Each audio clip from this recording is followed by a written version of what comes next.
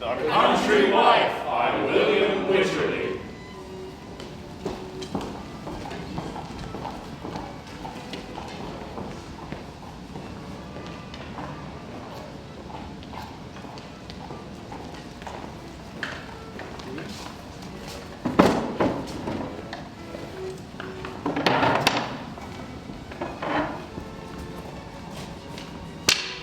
Mr. Horner's lodgings.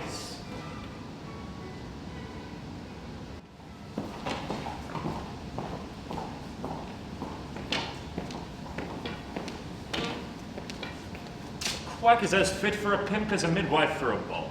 They are still but in the way both helpers of nature. Come, doctor, hast thou done what I've desired? I have undone you forever with the woman, and reported you throughout the whole town as bad as a unit, with as much trouble as if I had made you one in earnest. Have you told all the midwives you know, the orange wenches at the playhouses, the city husbands and old fumbling keepers of the town folk? They'll be the readiest to report it. I have told all the chambermaids, waiting women, tired women, and old women of my acquaintance, and they whispered it as a secret to them, so that you need not doubt they will spread, and you will be as odious to the handsome young woman As the smallpox. Well, and to the married women of this end of the town as the great ones. Nay, as their own husbands. And to the city dames, they will frighten their children with your name, especially their females. And cry, Horner's coming to carry you away. I'm only afraid you'll not be believed. Your late journey into France has made it more credible, and your being here a fortnight before you appeared in public looks as if you apprehended the shame, which I wonder you do not. Well, I've been hired by younger lads to believe the other way, but you are the first who would be thought unfit for women. Come, doctor, let vain rogues be contented with thinking themselves abler men than they are. Generally, 'tis all the pleasure that they have, but mine lies another way. You take, methinks, a very preposterous way to it. Come, doctor, a good name is seldom got by giving it oneself, and women no more than honor are compassed by bragging. Come, doctor. 6 feet. The wealthiest man conceals his riches, and the cunning gains to his play. Let shy keepers and husbands like old rooks are not be cheated by some unpracticed new trick. There's a lady and a gentleman coming up. Ah, pox! That's some unbelieving sister of my former acquaintance who, I am afraid, expects her sense should be satisfied at the falsity of the report. No, this formal fool and woman.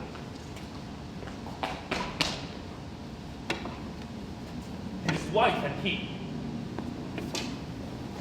My coach brings me just now before your door, sir. I look upon as an occasional reprimand, sir, for not kissing your hand, sir, since you're coming out of France, sir. And so my disaster, sir, has been my good fortune, sir. And this is my wife, sir.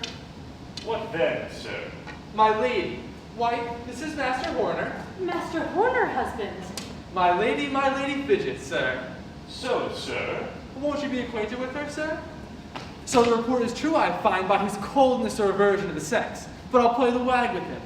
Pray salute my wife, my lady, sir.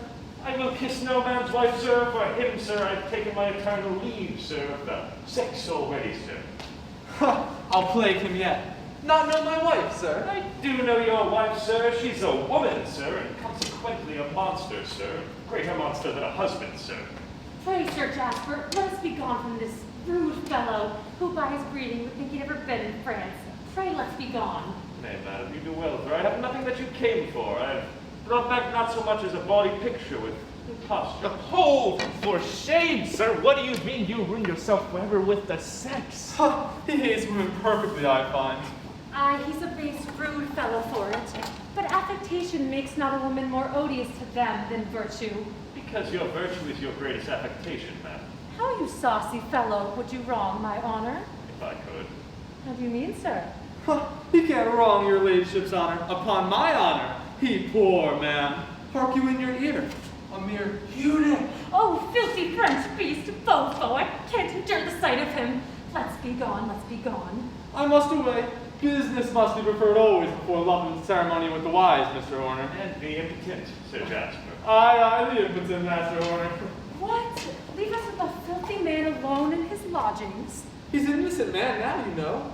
Master Horner, your servant, I should be glad to see you at my house. Pray, come and dine with me, and play at cards with my wife after dinner. You are fit for women at that game yet. 'Tis as much a husband's prudence to provide innocent diversion to a wife as to hinder her unlawful pleasures, and he'd better employ her than let her employ herself. Farewell. Your servant, Sir Jasper. I will not stay with him, foe. Nay, madam, I beseech you stay with me, but to see I can be as civil yet to ladies as they would desire. No, you cannot be civil to ladies. No, no, no. Foe, foe, foe.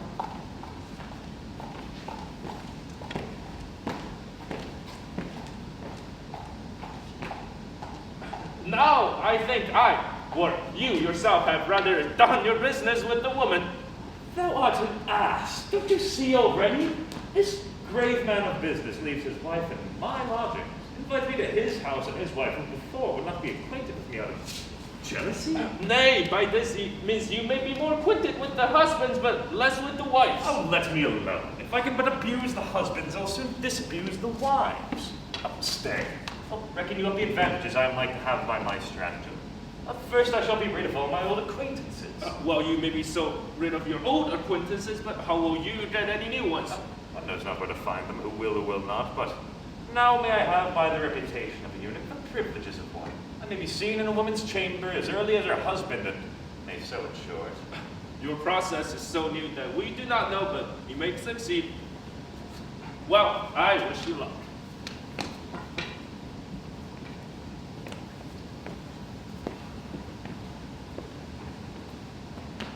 Come, Horner. Your appearance at the play yesterday has, I hope, prepared you for a future against the women's contempt and the men's raillery. And now you're abroad as you were wont. Did I not bear it bravely? Oh, with the most theatrical impudence, or the most impudent of creatures, an ill poet, or yet, what is even more impudent, a second-hand critic. But what say the ladies? Oh, Have what- they no pity? What ladies? They say 'tis pity, but all that deal with common women should be served so. Well, a pox on love and wenching. Women serve but to keep men for better company. If I cannot enjoy them, I shall you them more. Good fellowship and friendship are lasting, rational, manly pleasures. And for all that, give me some of those pleasures you call effeminate too, because they help to relish one another. They disturb one another. Mistresses are like books. If you dote upon them too much, they make you unfit for company. But if used discreetly, they make you the better for it. Come, for my part, I will have only those glorious manly pleasures of being drunk very slovenly. Oh, my friend who I think is only fond of me for abusing him. Well, he is hard to be rid of, for he is one of those nauseous offers at wit. And yet, for all that, but by being in the company of men would pass for one. And may so too to the short-sighted world, for a false jewel amongst true ones is not to be discerned at a distance. Oh, the rogue will not let us enjoy one another, but ravishes our conversation. And to pass for a wit in town shows himself a fool every night to us who are guilty of the plot. Such wits as he are to a group of reasonable men that are so far from contributing to the plot that they only serve to spoil the fancy of those that do. Oh, most men are the contraries to that, they would seem. Your bully, you see, is a coward with a long sword.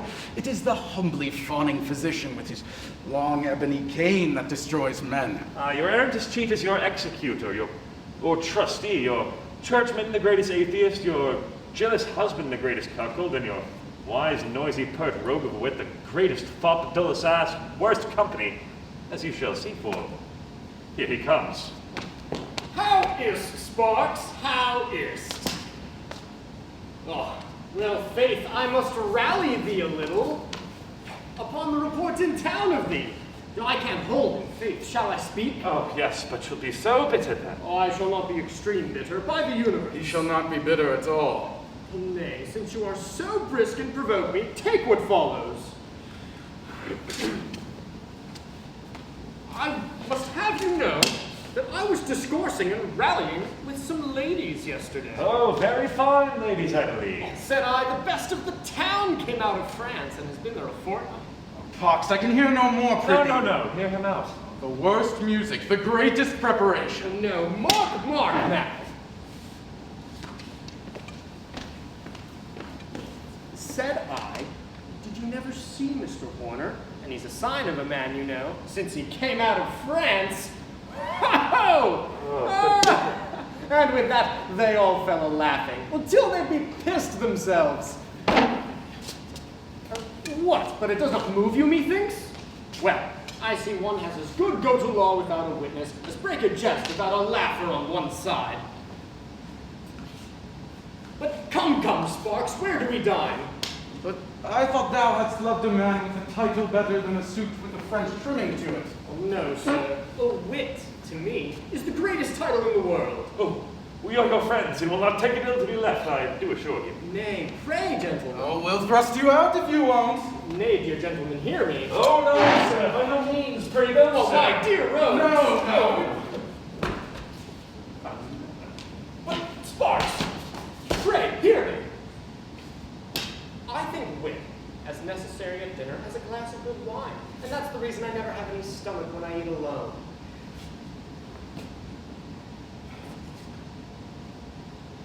Pshaw!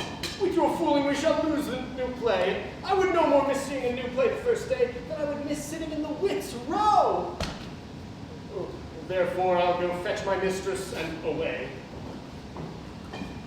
Oh, yeah. Oh. Touche. Oh, yeah. Oh. How now? Pitchwife.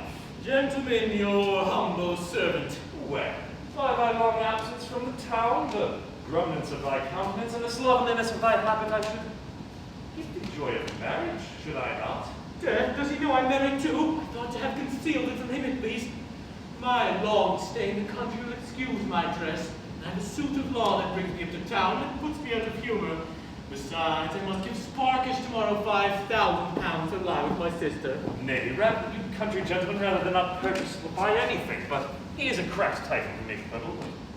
I heard thou wert married. Should I not give thee joy? Oh, what then? Oh, the next thing to be heard is thou art a cuckold. Insupportable name! Did not expect marriage from such a whoremaster as thyself, one that knew the town so much and the women so well. Why, I have married no London wife. Pshaw! A pox on him. But at least we're a little sure of the breed in the country, know what her keeping has been, whether 'tis foiled or unsound. Oh, come, I've not a clap garden in Wales. But she's handsome and young. I have entered as I should do. No, she's no beauty but her youth, no attraction but her modesty. Wholesome, homely, and housewifely, that's all. She's too awkward, ill-favored, and silly to bring to town. Oh, then methinks you should bring her to be taught breeding. To be taught? No, sir, I thank you. I'll keep her from your instructions, I warrant you. He's as jealous as if his wife were not ignorant. Why, if she be ill-favored, there'll be less danger for you by bringing her here than leaving her in the country, for we have such a variety of dainties that we are seldom hungry. Oh, your hospitality is great in the country. Open house, every man's welcome. Oh, so, gentlemen. But prithee, why wouldst thou marry her? If she be ugly, ill-bred, and silly, she must be rich, then. As rich as if she brought me £20,000 out of this town. For she'll be sure not to spend it. Her moderate portion of the London baggage would be to spend hers. Let it be what it would, so 'tis all one. And then, because she's ugly, she's the likelier to be my own, and being ill-bred, she'll hate conversation. And because silly and innocent, will not know the difference betwixt a man of 1 and 20 and one of 40. 9, to my knowledge, but if she be silly, then she'll expect as much from a man of 49 as that of 1 and 20, but methinks wit is more necessary than beauty, for I find no young woman ugly that has it, and no handsome woman agreeable without it. Oh, well, 'tis my maxim that he's a fool that marries, but he's a greater that does not marry a fool. What is wit in a wife good for but to make a man a cuckold? Yes, but to keep it from his knowledge. A fool cannot contrive to make her husband a cuckold. No, but she'll club with a man that can, and what's worse is if she cannot make her man a cuckold, then she'll make him jealous and pass for one, then 'tis all one. Well, I'll take care for one. My wife will make me no cuckold, though she have your help, Mr. Horner. I understand the town. His help? He's come newly to town, it seems, and knows not what's wrong with him. But tell me, has marriage cured thee of whoring, which it seldom does? There's more than age can do. Well, gentlemen, you may laugh at me, but you will never lie with my wife. Tell me, was not not the way that you were in better? Is not keeping better than marriage? A pox on the jades would jilt me. I could never keep a whore to myself. So you only married to keep a whore to yourself? I'd advise my friends to keep rather than marry, since too I find by your example it does not serve one's turn. For I saw you yesterday in the 18-penny place with a pretty young country wench. Death, did he see my wife then? I sat there that she might not be seen. But was that your wife? She was exceedingly pretty. I was in love with her at that distance. Oh, he blushes, then 'twas his wife. For men are now more ashamed to be seen with them in public than with a wench. Hell and damnation, I am undone, for the horror has seen her, they know 'twas she. But was that her? I just told you I was in love with her already. You will like never to go near to her, sir. Your servant, gentlemen. Stay, prithee stay. I cannot, I will not. Come, you shall dine with us. I have dined already. Oh, I know thou hast not. I shall treat thee, dear rogue. Thou shalt spend none of thy country money today. Treat me, so he uses me already like his cuckold. Nay, you shall not go. I must, I have business at home. Why, 'tis as hard to find an old whoremaster without jealousy or the gout, as a young one without fear of the pox. As gout and age from pox and youth proceeds, so wenching passes, and jealousy succeeds, the worst disease that love and wenching breeds.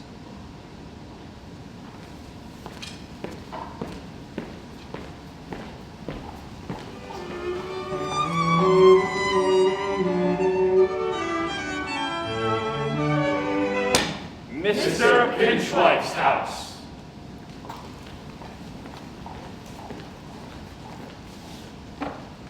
Pray, sister, tell me why my husband looks so glum here in town and keeps me up so close and will not let me go walking, nor let me wear my best gown yesterday. Oh, he's jealous, sister. Jealous? What's that? He's afraid you should love another man. How should he be afraid of my loving another man when he will not let me see any but himself? Did he not carry you to see a play yesterday? Aye, but we sat amongst ugly people. He would not let me come near the gentry who sat under us, so I could not see them. He told me none but naughty women sat there. But how did you like the play? Oh, indeed, I was aweary of the play, but I liked hugely the actors. They are the goodliest, properest men, sister. Oh, but you must not like the actors. Aye, but how should I help it, sister? Oh, pray, sister, when my husband comes in, will you ask leave for me to go a-walking? Walking? Lord, a country gentlewoman requires as much airing as her husband's horses. But here comes your husband. I'll ask, though I'm sure he'll not grant it. He says he will not let me go abroad for fear of catching the pox. By the smallpox, you say? Oh, my dear, dear bud, welcome home. Why dost thou look so frappish? Who has angered thee? You're a fool. Faith, so she is, for crying for no fault, poor tender creature. What, you would have as impudent as yourself, an errant Jew, flirt a gatter, a magpie, to say all a mere notorious town woman? Brother, you are my only censure, and the honor of your family shall sooner suffer in your wife than in me, though I take the innocent liberty of the town. Hark you, mistress, do not talk so before my wife, the innocent liberty of the town. Why, pray? Who boasts of any intrigue with me? What lampoon has made my name notorious? What ill women frequent my lodgings? I keep no company with women of scandalous reputations. No, you keep the men of scandalous reputations company. Where? Would you not have me civil? Answer him in a box at the plays, in the drawing room, the parks, the Hold, gardens. do not teach my wife where the men are to be found. I bid you keep her in ignorance as I do. Oh, indeed, be not angry with her, bud. She will tell me nothing of the town, though I ask her 1,000 times a day. And you are very inquisitive to know, I find. Oh, not I, indeed, dear. I hate London. Our place house in the country is worth 1,000 of it. Would I were there again. So you shall, I warrant, but were you not talking of plays and players when I came in? You were her encourager in such discourses. Oh, no, indeed, dear. She chid me just now for liking the playermen. So she be so innocent as to own me her liking them, there is no hurt in't. But come, dearest, thou likest none better than me. Oh, yes, indeed, but I do. The playermen are finer folks. But you love none better than me. You're mine own dear bud, and I know you. I hate a stranger. Aye, my dear, you must love me only, not be like the naughty town women who only hate their husbands and love every man else. Love plays, visits, fine coaches, fine clothes, fiddles, balls, treats. So lead a wicked town life. Nay, if to enjoy all those things be a town life, London is not so bad a place, dear. How? If you love me, you must hate London. But husband, do the town women love the player men too? Yes, I warrant you. I warrant you. Why, you do not, I hope. Oh, no, but why have we no player men in the country? Ha! Mistress Minx asked me no more to go to a play. Oh, nay, why, love? I did not care for going, but when you forbid me, you make me, as 'twere, desire it. So 'twill be in other things, I warrant. Pray, let me go to a play, dear. Hold your peace, I will not. Why, love? Why, I'll tell you. Nay, if he tell her, she'll give him more cause to forbid her that place. Pray, why, dear? First, you like the actors. Gallant may like you. What? A homely country girl? No, bud, nobody will like me. I tell you yes, they may. No, you jest. I won't believe you. I will go. I tell you then that one of the rudest fellows in town who saw you there told me he was in love with you. Oh, indeed? Who? Pray, who was it? I've spoken to Fawn before I was aware how overjoyed she is. Oh, was it any Hampshire gallant? Any of our neighbors? I promise you, I am beholding to him. I promise you, you lie, for he would but ruin you as he has done hundreds. He has no other love for women, but look upon him like basilisks to destroy him. Aye, but if he loves me, why should he ruin me? Answer me to that. Methinks he would not. I would do him no harm. Well, I make sure he does you no harm or me either. But here comes company. Come, get you in, get you in.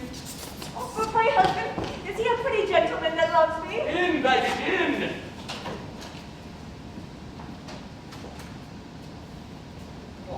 Here, Harcourt, do you approve my choice? Oh, dear little rogue, I told you I would bring you acquainted with all my friends, the wits, and... You shall know her as well as you yourself, will I warrant you. This is one of those, my pretty rogue, that is to dance at your wedding tomorrow, and him you must bid welcome ever to which you and I have. Monstrous. Tell me, I say, Harcourt, how dost thou like her? Nay, dear, do not look down. I should hate to have a wife of mine out of countenance at anything. Wonderful. Say, Harcourt, how dost thou like her? Thou hast stared upon her enough to resolve me. So infinitely well that I could wish I had a mistress too, that might differ in only her love and engagement to you. Prithee, dost think my wife that shall be there a fine person? Oh, I could gaze upon her till I became as blind as you are. How? As I am? How? Because you are a lover, and true lovers are blind. Stop blind. Oh, true. But by the world, she has wit as well as beauty. Go and try with her if she has wit. Talk to her, anything. She's bashful before me. Sir, you dispose of me a little before your time. Oh, nay, madam, let me have an earnest of your obedience, or go, madam. How, sir? You are not concerned for the honor of a wife, I am for that of a sister. Be a pander to your own wife, bring men to her, let him court her, kiss her, make love to you before your face. Is this your town-witted conduct? A silly wise rogue would make one laugh more than a stark fool. I shall burst.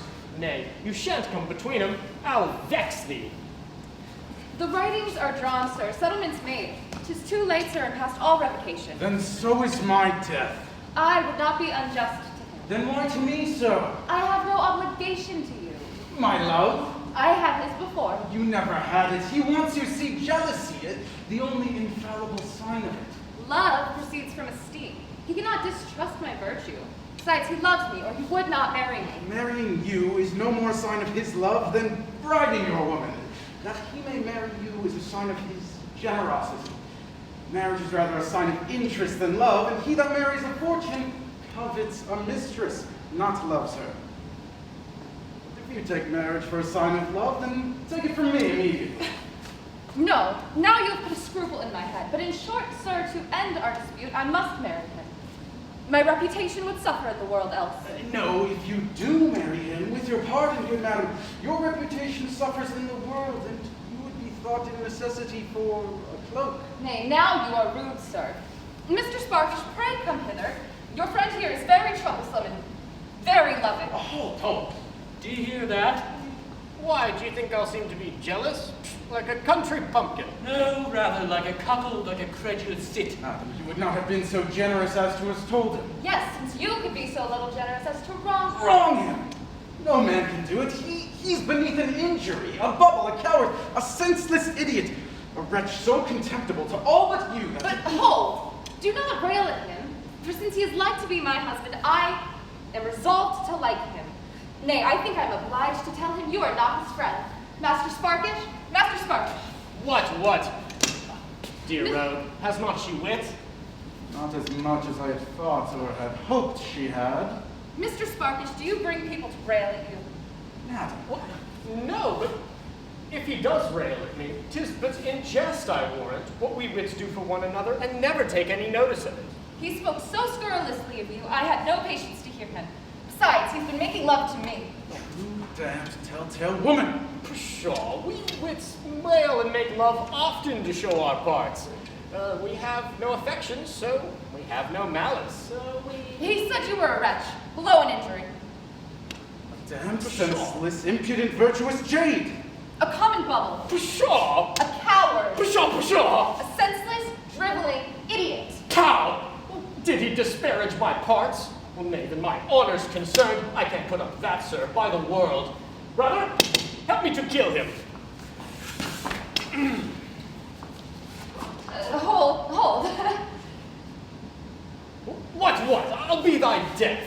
Hold. Indeed, to tell the truth, the gentleman said, after all, what he spoke was but out of friendship to you.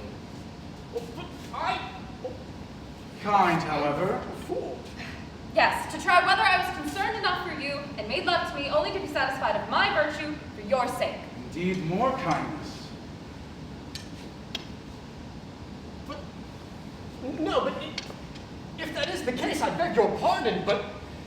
Prithee, why would not you tell me so, Faith? Because I did not think on it, Faith. Come, Horner does not come. Harcourt, let's be gone to the new play. Come, madam. I will not go. If you intend to leave me alone in the box and run into the pit, as you used to do. Sure! I will leave Harcourt in the box to entertain you, and that is as good as if I sat in the box. Come, Harcourt, leave her down.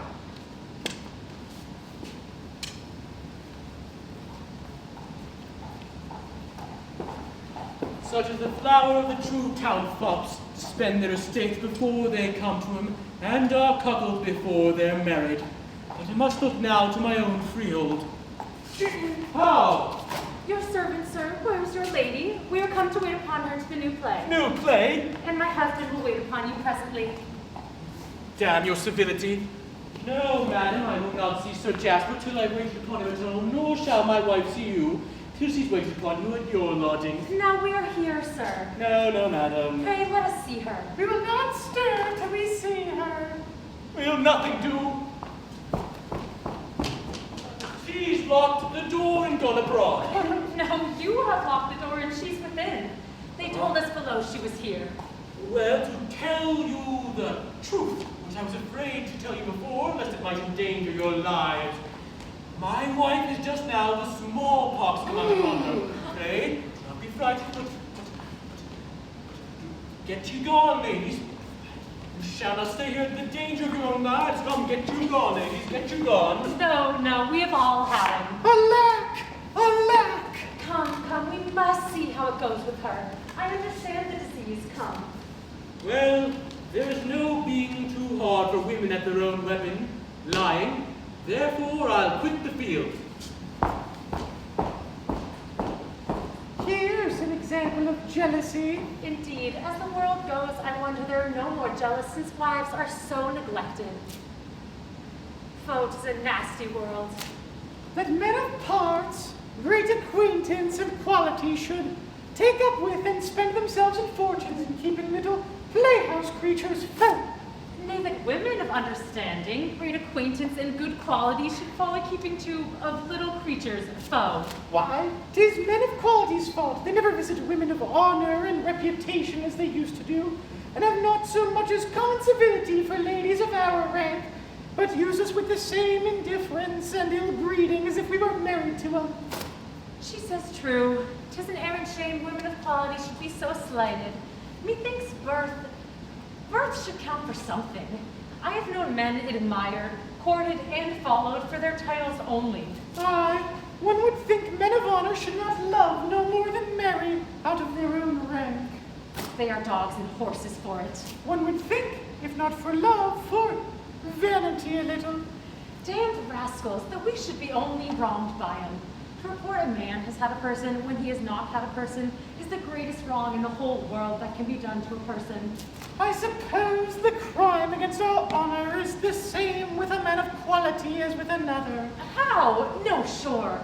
The man of quality is likest one's husband, and therefore the fault should be the less. But then the pleasure should be the less. 555 for shame. Whither shall we ramble? Be continent in your discourse, or I shall hate you. Humph! Nobody takes notice of a private man, and therefore with him 'tis the more secret, and the crime's the less when 'tis not known. You say true, Ife. 'Tis not an injury to a husband till it be an injury to our honor. So that a woman of honor loses no honor with a private person. But still, my dear, dear honor. Aye, my dear honor, thou hast still so much honor in thy mouth. That she has not elsewhere. Oh, what do you mean to bring in these upon us? Let us leave the room. Stay, Faith, to tell you the naked truth. Aye, Sir Jasper, do not use that word, naked. Well, in short, I have business and cannot go with you to the play. Therefore would have you go. With him to a play? With Mr. Horner. There can be no scandal to go with him. With that nasty fellow? No. Nay, prithee dear, hear me. Ladies. Do not approach us, and I would soon as look upon a picture of Adam and Eve without fig leaves as any of you if I can help it. Therefore keep off, and do not make me sick. What a devil are these? Why, these are pretenders to honor as critics to wit, only by censuring others, and as every raw, peevish, out of color, affected, dull, tea-drinking arithmetical fop sets up for wit by railing at men of sense, and so these of honor by railing at the courts, and of women of greatest quality as I. Come, Mr. Horner, I must desire you to go with these ladies to the play, sir. Who, I? Aye, come, sir. Come. I shall beg their pardon, sir, for I shall not be seen in women's company in public again for the world. Ha! Strange aversion. He poor man, he. 'Tis a greater shame amongst lewd fellows to be seen in virtuous women's company than for the women to be seen with them. Indeed, madam, for the time was I hated virtuous women, but now I hate the other two. I beg your pardon, ladies. You are very obliging, sir, because we would not be troubled with you. In sober sadness he shall go. Master Horner is a privileged man amongst the virtuous ladies. He's my wife's gallant. Come, ma'am. Would avoid the sweet society of womankind. That sweet, soft, gentle, tame, noble creature. Woman, made for man's companion. So is that soft, gentle, tame, and more noble creature a spaniel. That has all their tricks, can fawn, lie down, suffer beating, and fawn some more. Barks at your friends when they come to see you, makes your bed hard and gives you fleas, but all the difference is that the spaniel's the more faithful creature and fawns but upon one master. Brute! Stinking, mortified, drenched, rotten, weather to dare. Hold, and it please your ladyship. For shame, Master Horner. Your mother was a woman. Hark you, madam, take my advice in your anger. You may cheat him easily, for he's an ill gamester and consequently loves play. Take him into your service. A lady should have a supernumerary gentleman usher as a supernumerary coach horse, lest sometimes she should be forced to stay at home. But are you sure he loves play? He loves play as much as you. Master Horner, will you never keep civil company? Methinks 'tis time now, since you're only fit for that. Come, man. You must even fall to visiting our wives, eating at our tables, drinking tea with our virtuous relations after dinner, dealing cards to them, reading plays and gazettes to them, picking fleas out of their shocks for them, collecting receipts, new songs, women, pages, and footmen for them. I hope they'll afford me better employment, sir. Ha! 'Tis fit you know your work before you come into your place, and since you're unprovided a lady to flatter, and a good house to eat at, pray frequent mine, and call my wife mistress, and she shall call you gallant, according to the custom. I? Faith, thou shalt for my sake. Come, for my sake only. Well, For your sake. Come, here's a gamester. Let him be a little familiar sometimes. Nay, what if a little rude? Gamesters may be rude with ladies, you know. Yes, losing gamesters have a privilege with women. I always thought the contrary, that the winning gamester had the most privilege with women, for when you have lost all your money to a man, you will lose all you have. Anything you have, they say, and he may use you as he pleases. Well, win or lose, you shall have your liberty with her. As he behaves himself, and for your sake, I'll give him admittance and freedom. All sorts of freedoms, madam. Aye, all sorts of freedom thou canst take. So go to her, begin thy new employment, wheedle her, jest with her, and be better acquainted one with another. I think I already know her, and may venture with her. My secret for hers. Sister cause, I provide an innocent playfellow for you there.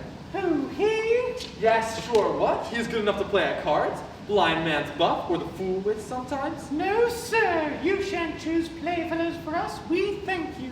Nay, pray, hear me.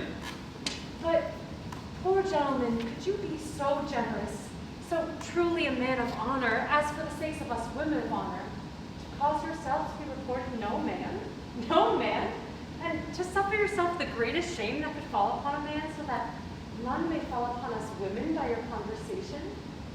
But indeed, sir, as perfectly the same man as before going to France, sir? Perfectly, madam. May I scorn you should take my word, I desire to be tried only. Well, that's spoken like a man of honor. All men of honor desire to come to the test, but indeed, generally you men report such things of yourselves, one does not know how or whom to believe. But I have so strong a faith in your honor, dear noble sir, that I'd forfeit mine for yours at any time, dear sir. You should not need to forfeit your honor from me, for I have given you security already to save you harmless, my late reputation being so well known in the world now. But if upon any future falling out, you yourself should betray your trust, dear sir. I mean, if you'll give me leave to speak obscenely, you might tell, dear sir? If I did, nobody would believe me, for the reputation of impotency is hardly recovering again in the world instead of cowardice, madam. Nay then, as one may say, you may do your worst, dear sir. Come, is your ladyship reconciled to him yet? Have you agreed on matters? For I must be gone. Why indeed, Sir Jasper, Master Horner is 1,000 times a better man than I thought him. I can name him now truly. Not long ago, you know, I thought his very name obscenity and would have as soon have named him as have blamed him.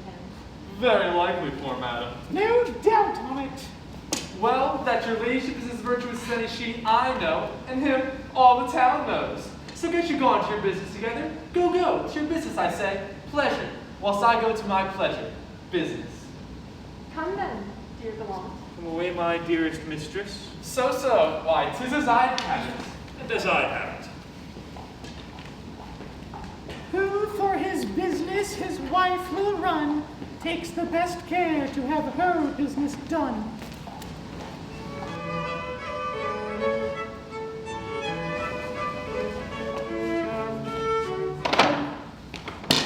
Mr. Pinchwife's house. Again.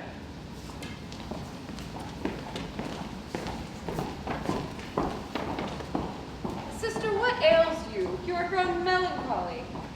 Would it not make anyone melancholy to see you go every day fluttering about abroad, whilst I must stay at home like a poor, lonely southern bird in a cage? Aye, sister, but you came young, and just from the nest to your cage, so that I thought you liked it, and could be as cheerful in it as others that took their flights themselves early and are hopping abroad in the open air.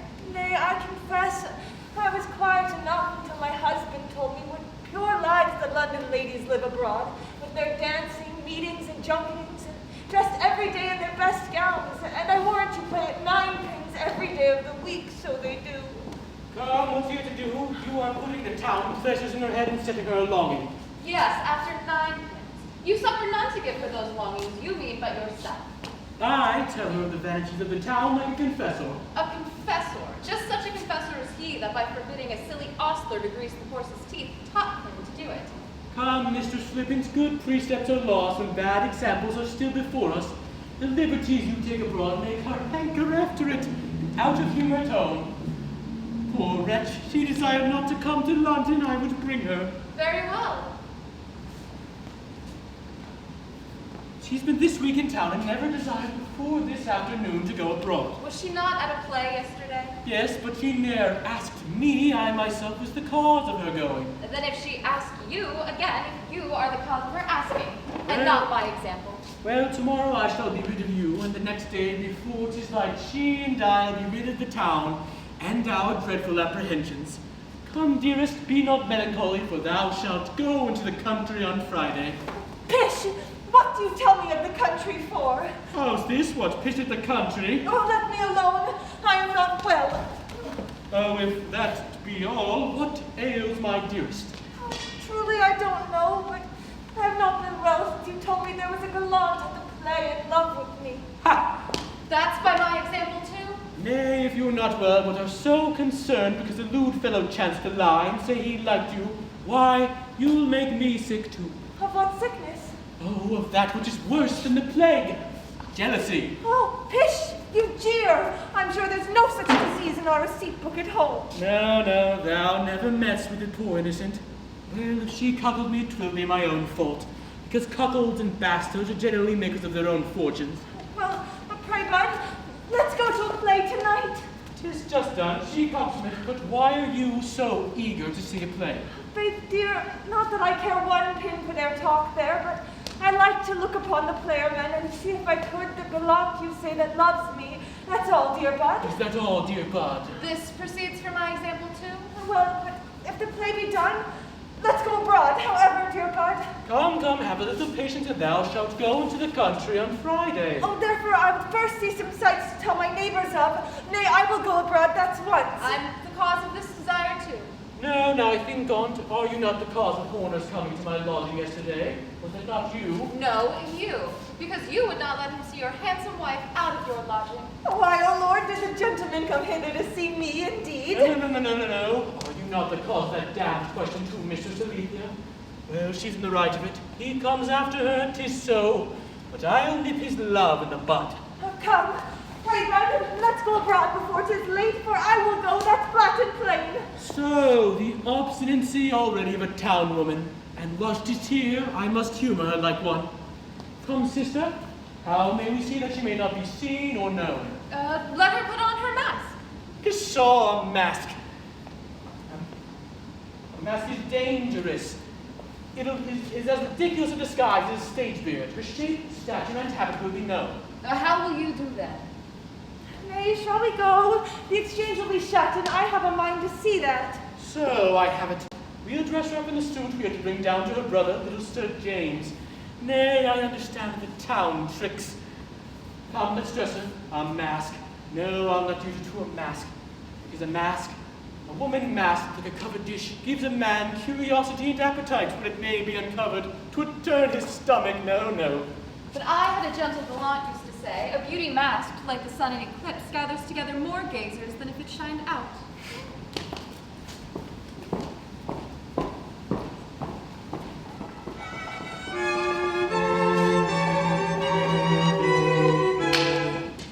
Exchange after the play. What a wonderful play.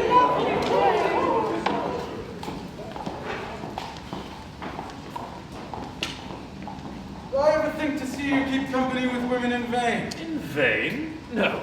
'Tis since I can love 'em, I'll be revenged on. Oh, avoid them and hate them as they hate you. Because I do hate 'em and would hate 'em yet more, I'll frequent them. See, nothing will make you see that women hate nothing more.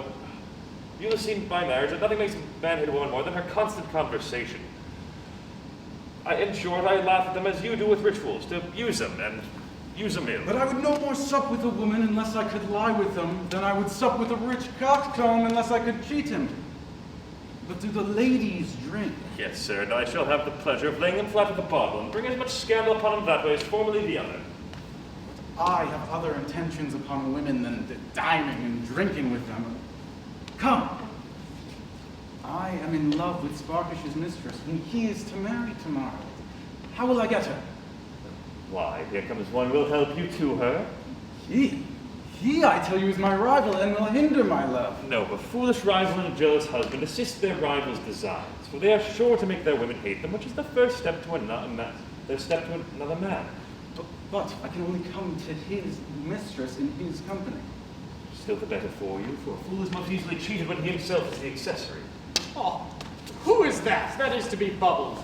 Oh, faith, let me snack. I han't met with a bubble since Christmas. Oh, I think bubbles are like their brother woodcocks. Go out with the cold weather. Oh, he did not hear all I hope. Oh, come, you bubbling rogues, where do we sup? Oh, Harcourt, my mistress tells me you've been making fierce love to her all the play long. I make love to her? Oh, nay, I forgive thee, for I think I know thee. And I know her, but I'm sure I know myself. Did she tell you so?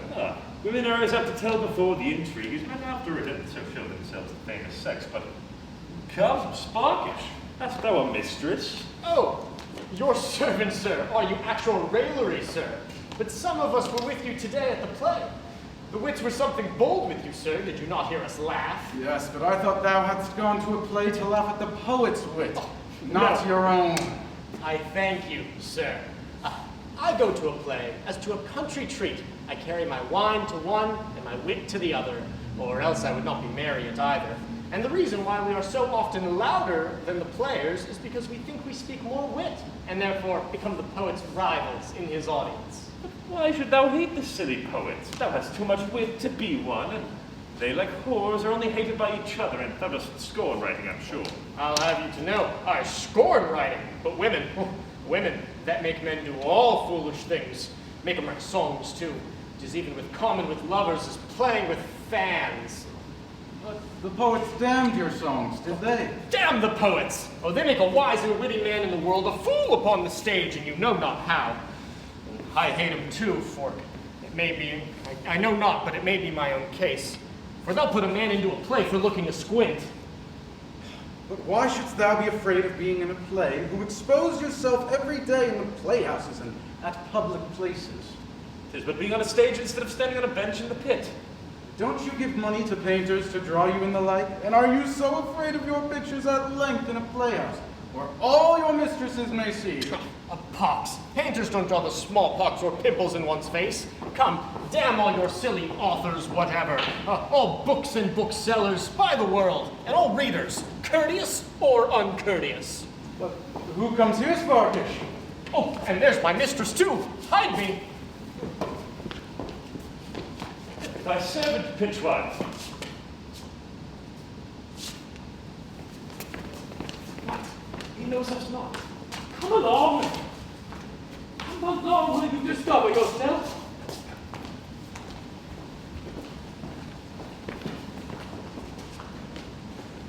Who is that pretty youth with him, Sparkish?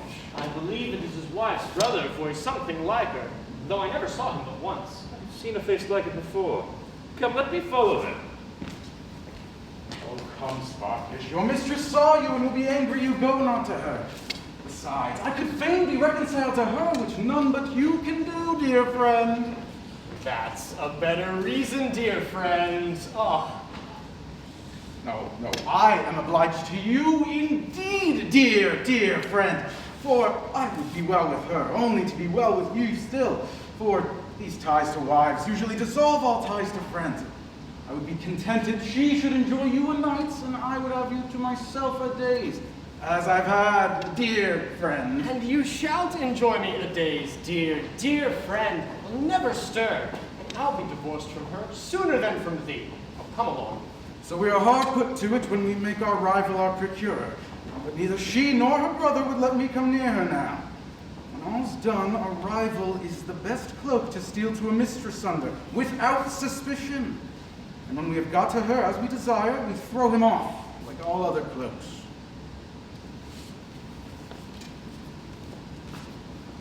Come along, sister. If you're not going, we must leave you. The fools are gallant, and she will muster up all the young saunterers of this place, and they will leave their dear seamstresses to follow us.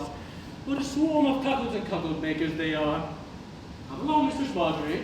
Don't you believe that? I ain't half my belly full of sights yet. Then walk this way. Come, madam, you will be reconciled to him. For your sake, I hate him. Oh, that's something too cruel, madam, to hate me for his sake. Aye, indeed, madam, too cruel to me to hate my friend for my sake. I hate him because he's your enemy. And you ought to hate him too for making love to me Oh. if you love me. that's a good one. I hate a man for loving you. If he did love you, it is the one he can't help. It is your fault, not his, if he admires you. I hate a man for being of my opinion. I'll never do it.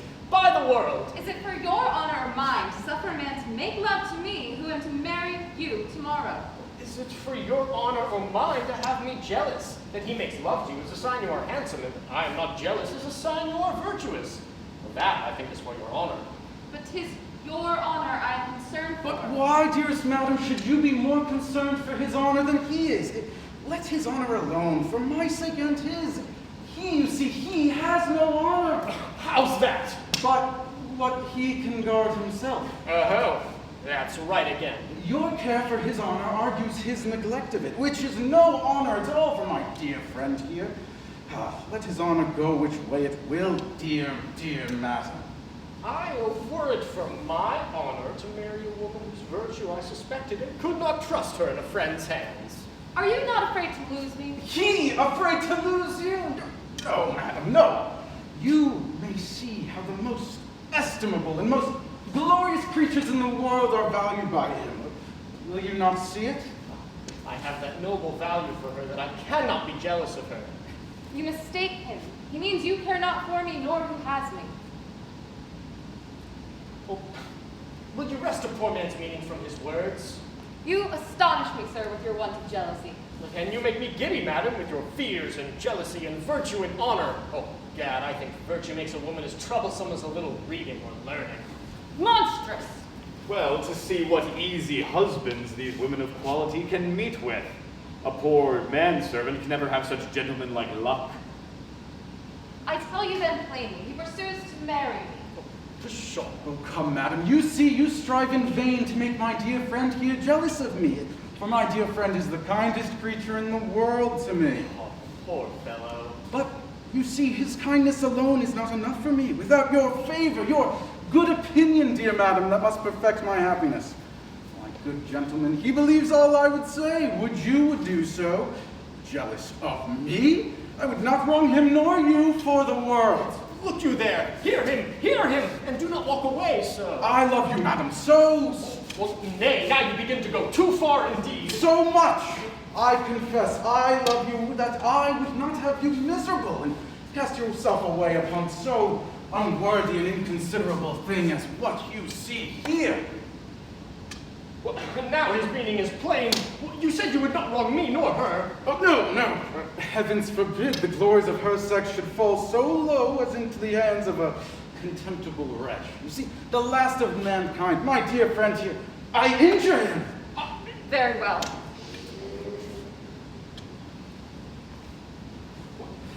No, dear friend. Madam, you really see how I wrong myself instead of him. You see, he would rather wrong himself than me in giving himself such names. Do you not understand him yet? Yes, I think he speaks quite plainly. Methinks he speaks impudently of yourself, since before yourself too, in so much that I can no longer suffer his scurrilous abusiveness to you, no more than his love to me. What? His love to you? Oh. Nay, madam. Shines. I should think he's spoken plain enough.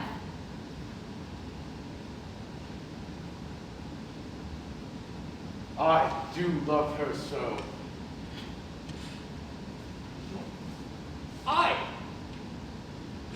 So much. With all my soul, if you will. Oh, but... I thank him, methinks he speaks plain enough now.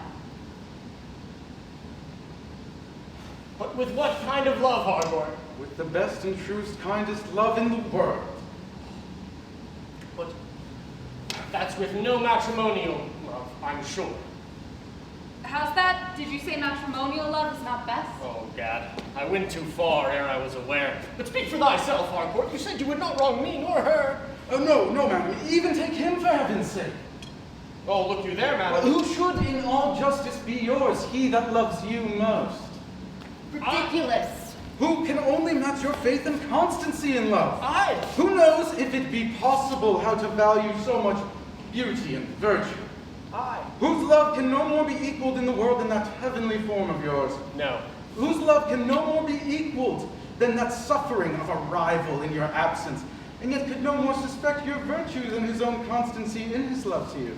No. Who in fine loves you better than his eyes that first made him love you? Oh, aye, madam, only you shan't go until... Have a care, lest you make me stay too long. But till he has saluted you, that I may be assured you are friends. Come, madam, pray, be friends with him. You must pardon me, sir, that I am not yet so obedient to you. What, invite your wife to kiss men? Are you not ashamed? Monstrous, I will never forgive you. Are you not ashamed that I should have more confidence in the chastity of your family than you have? You must not teach me, sir. I am a man of honor, though I am frank and free. I am frank, sir. Frank, sir, very frank to share your wife with your friends. Oh, he's a humble, menial fellow, such as reconciles the differences of the marriage bed. You know man and wife do not always agree. I design him for that purpose, and therefore would have him well with my wife. You get a great many menial friends by showing your wife as you do. It's maybe I have a pleasure in it, as I do to show fine clothes at the playhouse the first day, or to count money before poor rogues. He who shows his wife or his money is in danger of having them borrowed sometimes. I love to be envied, and would not marry a wife that I alone could love. For loving alone is as dull as eating alone. Is it not a frank age? And I am a frank person. And to tell you the truth, it may be I love to have rivals in a wife.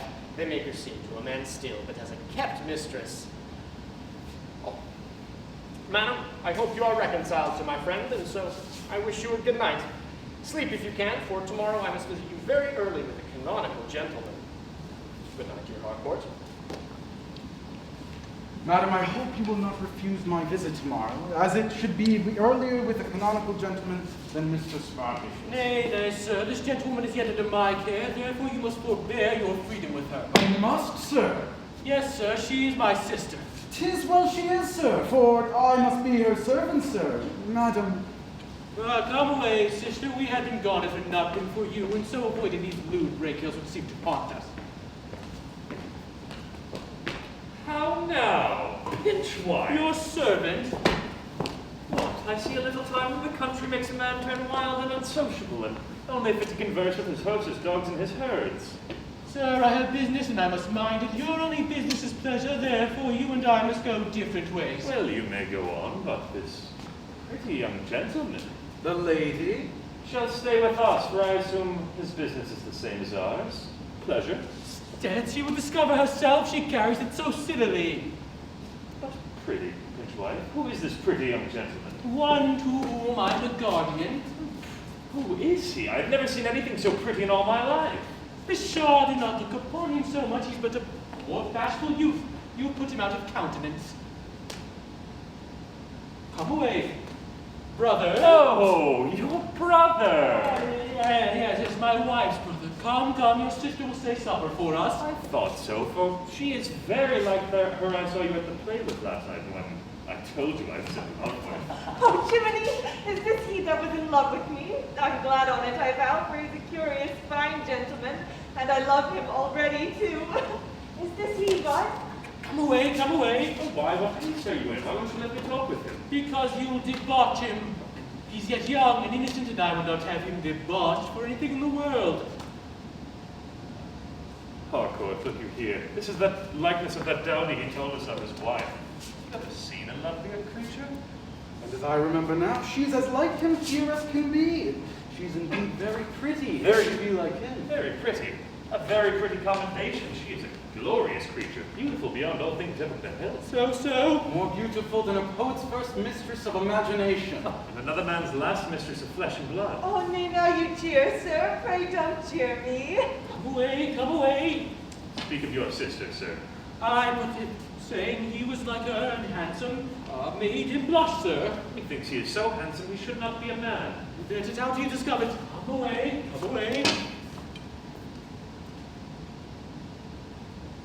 Sir, I tell you, his sister stays supper for us. Please pray and let us go. Nay, prithee, stay. Oh, I cannot. We shall all go sup with her and with thee. Well, no. I think aunt, having stayed so long for us, I warrant, she is gone to bed. Well, come away, brother. We must rise early tomorrow. Come. If she be gone to bed, then I wish her and you a good night, but pray. do present my humble service to her, and do present my service. Thank you heartily, sir. She will discover herself yet in spite of me. And do tell her for all your brother there that you have revived the love I had for her at first sight in the playhouse. But did you love her indeed? And indeed? Yes, sir, indeed and indeed. So away I say. Pray, give her this kiss from me. Oh, heavens, how do I suffer this? And this, and this. Oh, what do you kiss me for? I'm no woman. Oh, there it is now she has discovered herself. Oh, come away, come away. My man here will send you a kiss too, Harcourt, will you not? Oh, how do I endure this? 1,000 altars, no way, their lips, come. Well, good night, sweet little gentleman. Good night, madam. Fair little pinchwife. Did I not tell you I would raise his jealous gall?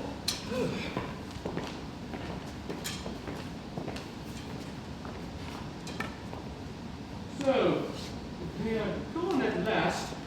Well, come, let me first see if the coach be at this door.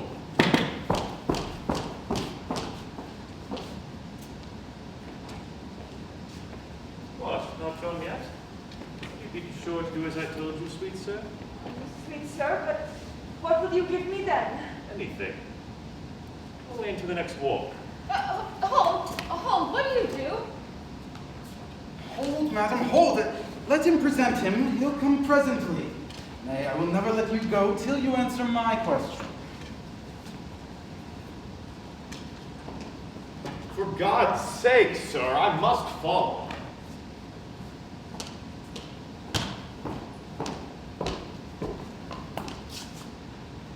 Where? How? What's become of gone? Whither? He's only gone with the gentleman who will give him something, and it please your worship. Give him something with a pox. Where are they? In the next walk only, brother. Only, where? What is the matter with him? Why so much concerned? But dearest madam, I think that... Pray, let me go, sir. I've said and suffered enough already. Then you will not look upon nor pity my sufferings. To look upon them when I cannot help them were cruelty, not pity. Therefore, I will never see you more. Then let me madam, have my privilege of a banished lover, complaining or railing and giving you but a farewell reason why, if you cannot condescend to marry me, you should not take that wretch, my rival. He only, not you, since my honor is engaged so far to him, can give me a reason why I should not marry him. But if he be true in what I think him to me, I must be so to him.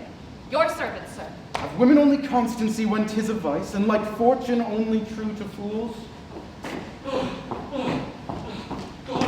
Gone.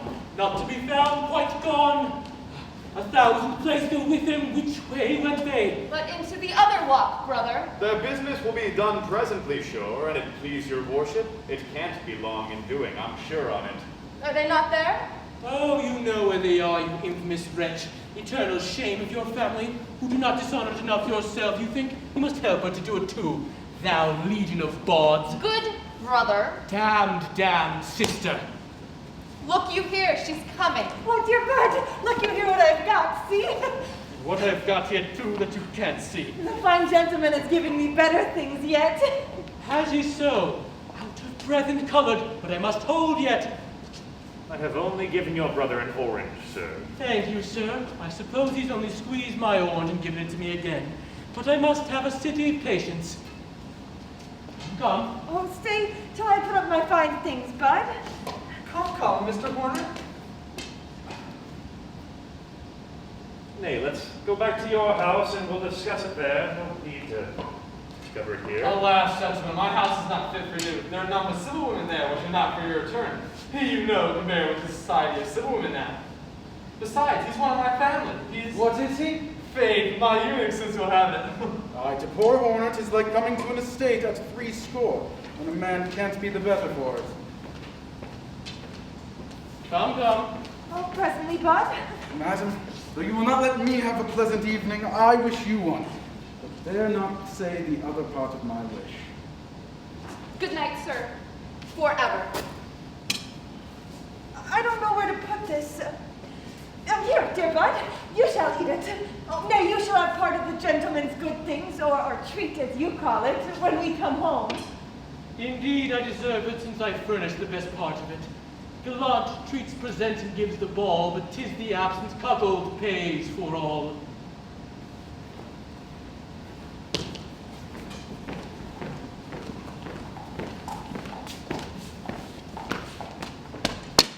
Intermission!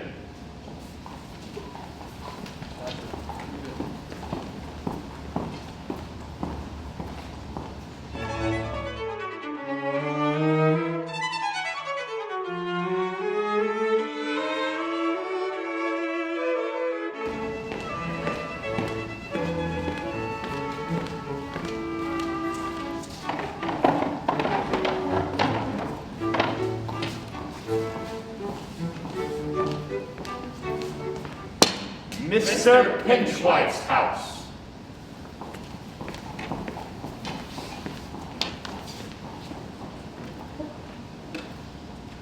Well, madam, now have I dressed you and set you out with so many ornaments and spent upon you ounces of essence and pulvilio, and all this for no other purpose but as people adorn and perfume a corpse for a stinking second-hand grave, such as, or bad, I think Master Spartacus's bed.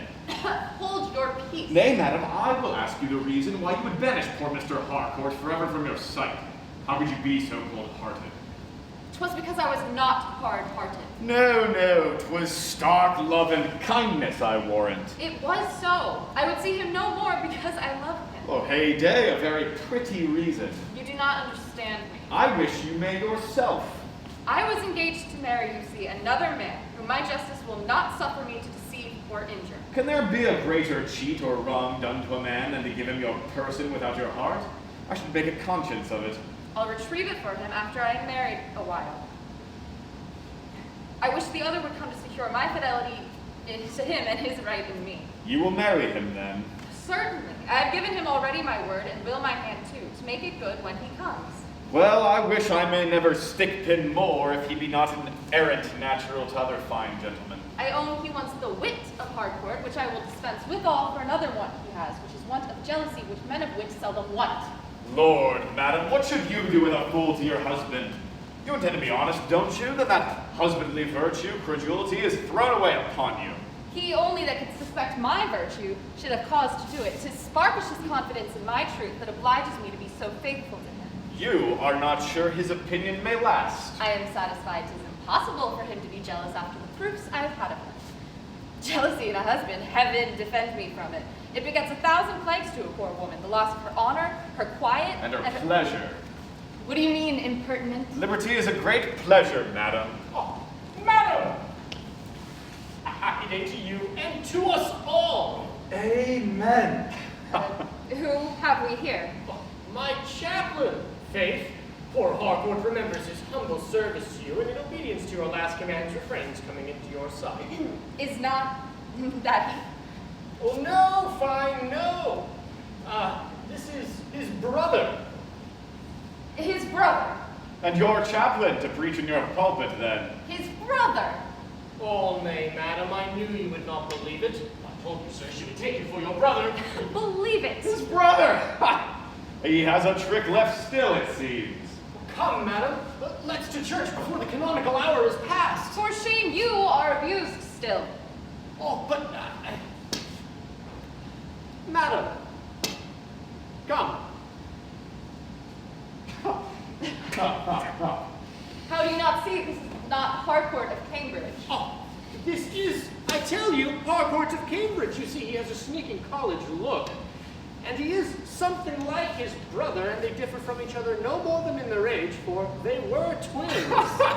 Your servant, sir. I cannot be so deceived, though you are. But come, let's hear it. How do you know what you affirm so confidently? I'll tell you all. Harcourt, coming to me this morning to wish me joy and present his service to you, I asked him if he could help me to a parson, whereupon he told me he had a brother who was in orders, and he went straight away there and sent him to me. Yes.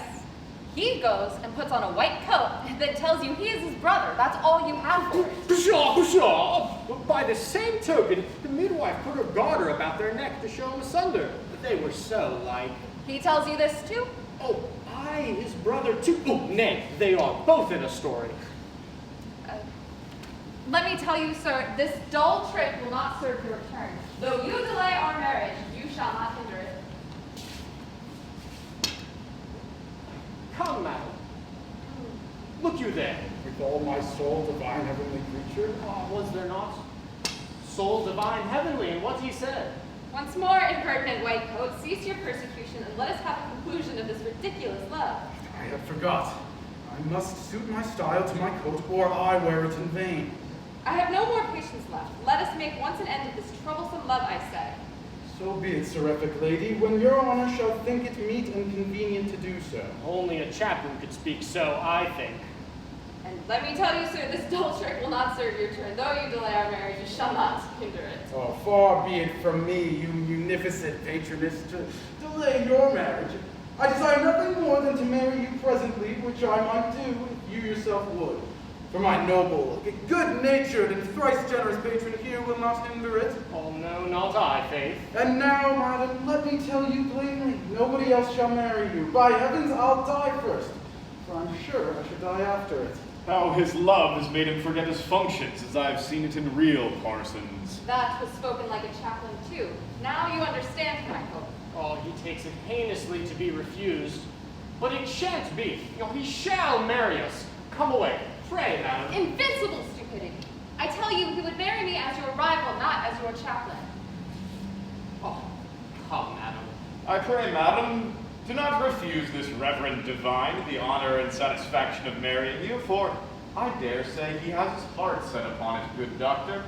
What can you hope or design by this? I could answer her a reprieve, for a day only often revokes a hasty doom. At worst, if she will not take mercy on me and let me marry her, I should at least have the lover's second pleasure, hindering my rival's enjoyment, though but for a time. Oh, come, madam, come. Lord, here's such a deal of modesty I warrant. The first day. Oh. Yes, and it please your worship, married men show all their modesty the first day, because married men show all their lust the first day.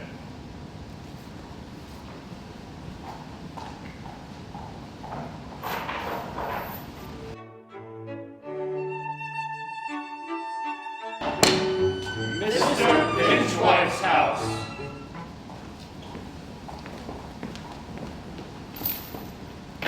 Come, tell me, I say. Lord, hadn't I told it to you 100 times over? Would try if in the repetition of that ungrateful tale I could find her altering it in the least circumstance. For if her story be false, she is so too. But come, how was't, baggage? Lord, what pleasure you take to hear it, sure. No, you take more in telling it, I find. But speak, how was't? He carried me into a house.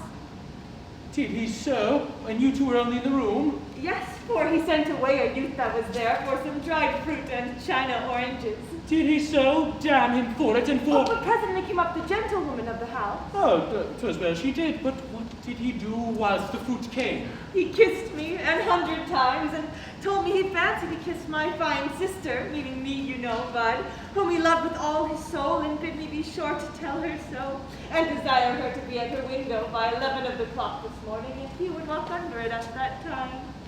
He was very good to his word, very punctual, the pox reward him for it. And he said if you were not with him, he would come up to her, meaning me, you know, Bud, still. But, speak, you stood very still when he kissed you. Oh, yes, I warrant you, would you have had me discover myself? But you said he did some beastliness to you, as you called it. What was't? Why, he put... What? Why, he put the tip of his tongue between my lips and so mouselled me, and I said I'd bite it. An eternal canker sees it for a dog. Oh, nay, you need not be so angry with him neither, for, to say the truth, he has the sweetest breath I ever knew. The devil, you were satisfied with it then and would do it again? Well, not unless you should force me. Force you, changeling, I tell you, no woman can be forced. Yes, but she may sure by one such as he, for he is a proper, goodly, strong man. 'Tis hard, let me tell you, to resist him. So 'tis plain she loves him, but she has not love enough to conceal it from me. But I must strangle this little monster whilst I can deal with him. Come, get a pen, ink, and paper from the next room. I hear, Bud. Why should women have more invention in love than men? only be because they have more lust, more dissembling passions, and more of the devil. Come in, sit down and write. Aye, dear Bud, but I can't do it very well. I wish you could not at all. But what should I write for? I'll have you write a letter to your lover. Oh, Lord, to the fine gentleman, a letter? Yes, to the fine gentleman. Lord, you do but jeer. Sure you jest. Oh, I am not so merry, but come, let's begin. What? Do you think I'm a fool? What? What do you mean? Oh, she thinks I would not write kind words to him, therefore she's unwilling. But you had best begin. Oh, indeed, but I won't, so I won't. Why? Because he's in town. You may send for him if you will. If it come to this, you would have him brought to you. I say, take the pen and write, or you'll provoke me. Oh, Lord, what do you make a fool of me for? Don't I know that letters are never written from London into the country, and from the country into London? Now I'm in town, and he's in town too, therefore I can't write to him, you know. So I'm glad she's innocent enough yet. But yes, you may, when your husband bids you, write letters to people that are in town. Oh, may I so? Mm-hmm. Then I'm satisfied. Come, begin. Sir. Oh, shan't I say, dear sir? You know one always says something more than there, sir. Write as I bid you, or I will write whore with that penknife in your face. Hey, good bud. Sir. Though I suffered last night your nauseous, loathed kisses and embraces. Let's see it. Why should I say so? You know I told you he had sweet breath. Right, I say. Let me but put out low. Right, I say. Well, then...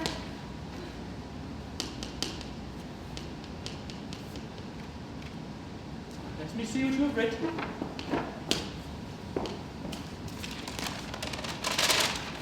Though I suffered last night your kisses and embraces. Come, where is nauseous and low? Oh, I can't abide to write such filthy words. Once again, write as I'd have you, and question it not, or I will put out those eyes that cause my mischief. Oh, Lord, I will.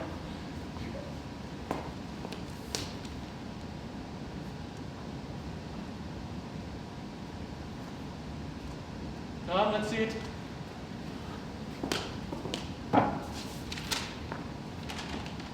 Though I suffered last night your nauseous, loathed kisses and embraces.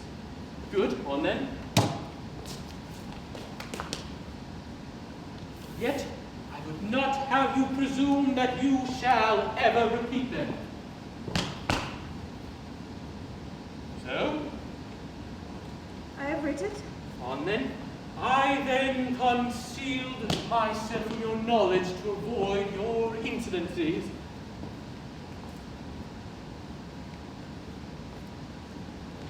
So? Same reason now I am out of your hands.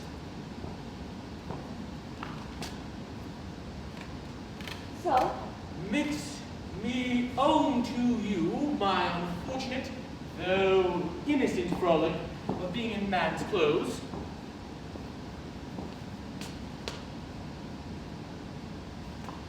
So? That you may forevermore cease to pursue her who hates and detests you. So? What do you sigh? Hates and detests you as much as she loves her husband and her honor.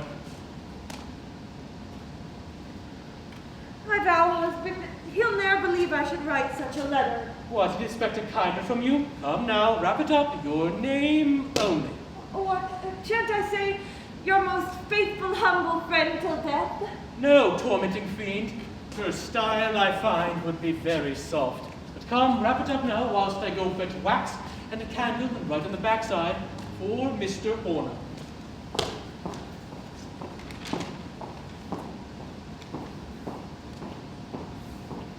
For Mr.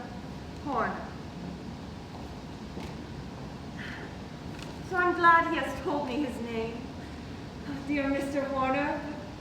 But why should I send thee a letter that will vex thee and make thee angry with me?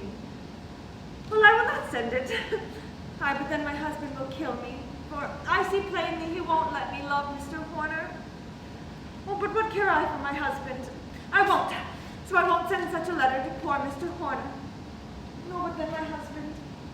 Oh, what if I read at bottom that my husband made me write it? Aye, but then my husband would see it. Stay, what if I should write a letter and wrap it up like this and write upon it too? Aye, but then my husband would see it. Oh, I don't know what to do. Oh, but yet if that I'll try, and so I will, for I will not send this letter to poor Mr. Horner, come what will on it. Dear, sweet Mr. Horner. So, my husband would have me send you a base, rude, unmannerly letter, but I won't. So, and would have me forbid you loving me, but I won't. So, and would have me say to you, I hate you, poor Mr. Horner, but I won't tell a lie for him. Then, for I know if you and I were in the country at cards together, so I could not help but treading on your toe under the table, so, or rubbing knees with you and staring in your face till you saw me. Very well. And then looking down and blushing for an hour together. So, but I must make haste before my husband come. And now he has taught me to write letters, you shall receive more from me, who am, dear, poor dear, Mr. Horner, your most humble friend and servant to command till death, Marjorie Pinchwife.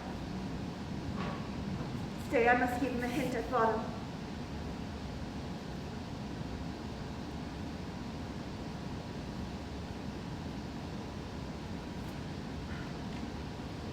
Now, wrap it up like this. Now write for Mr. Horner. But what must I do with it now? Well, here comes my husband. What have you done?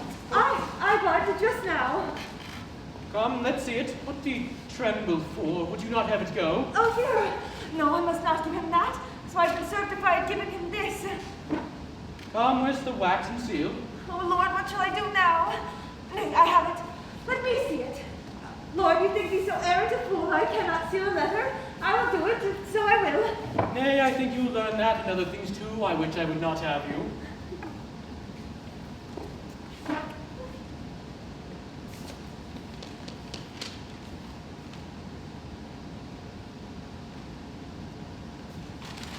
So, haven't I done it curiously? I think I have. There's my letter going to Mr. Horner, since he'll need to have me send letters to folks. I believe so, but you would not have it go now. Yes, indeed, but I would, but now. Oh, well, then you're a good girl. Come, come, let me lock you up whilst I'm gone.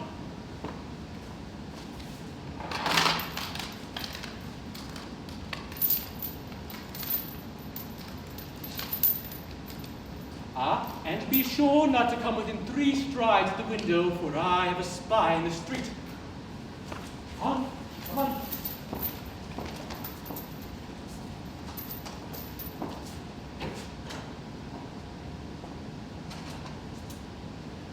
At least, 'tis fit she thinks so.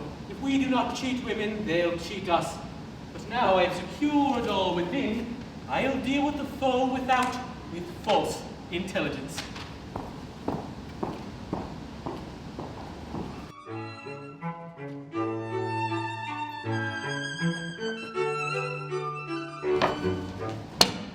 Mr. Horner's lodgings.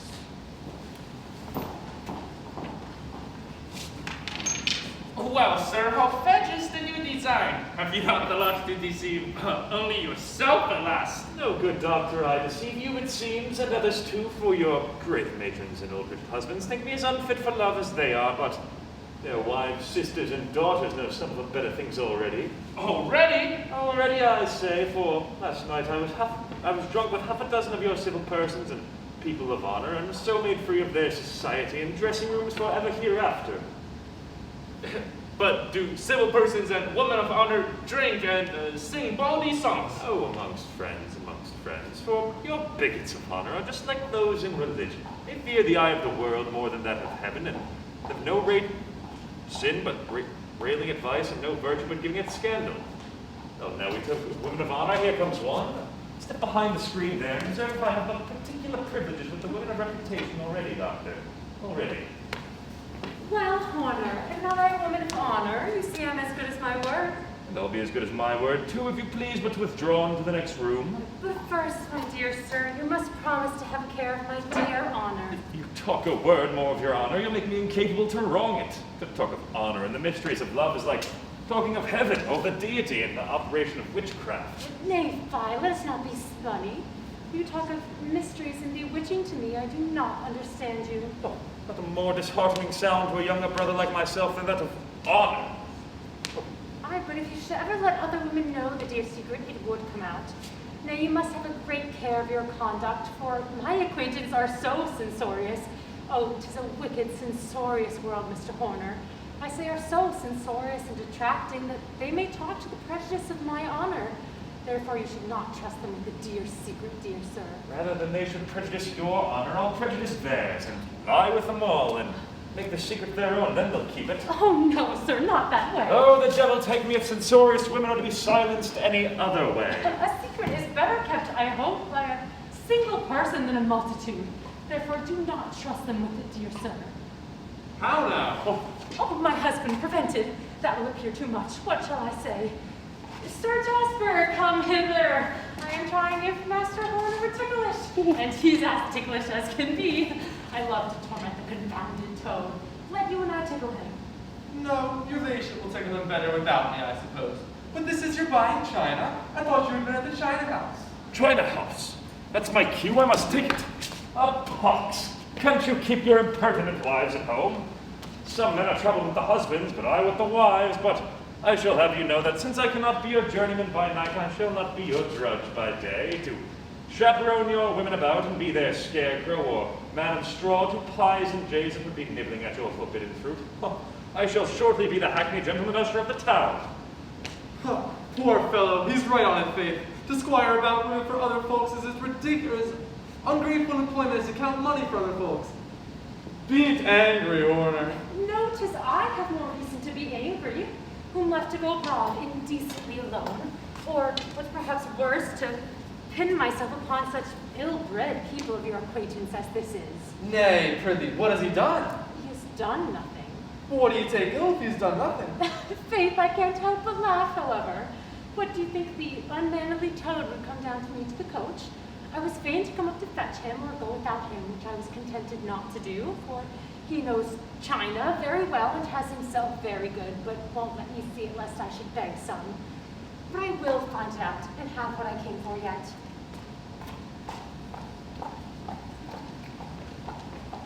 Lock the door, madam. Oh, so has she gotten into my room and locked me out. Oh, the impertinency of womankind. Though, Sir Jasper, plain dealing is a jewel. If ever you should suffer your wife to trouble me here again, she shall carry you home a pair of horns. By my lord mayor, she shall. At my first coming and finding tickling him, it seems, I was half jealous, but now I see my folly. Poor Horner. Nay, though you laugh now, till in my turn ere long. Oh, women, more impertinent, more cunning, and more mischievous than their monkeys, and, to me, almost as ugly.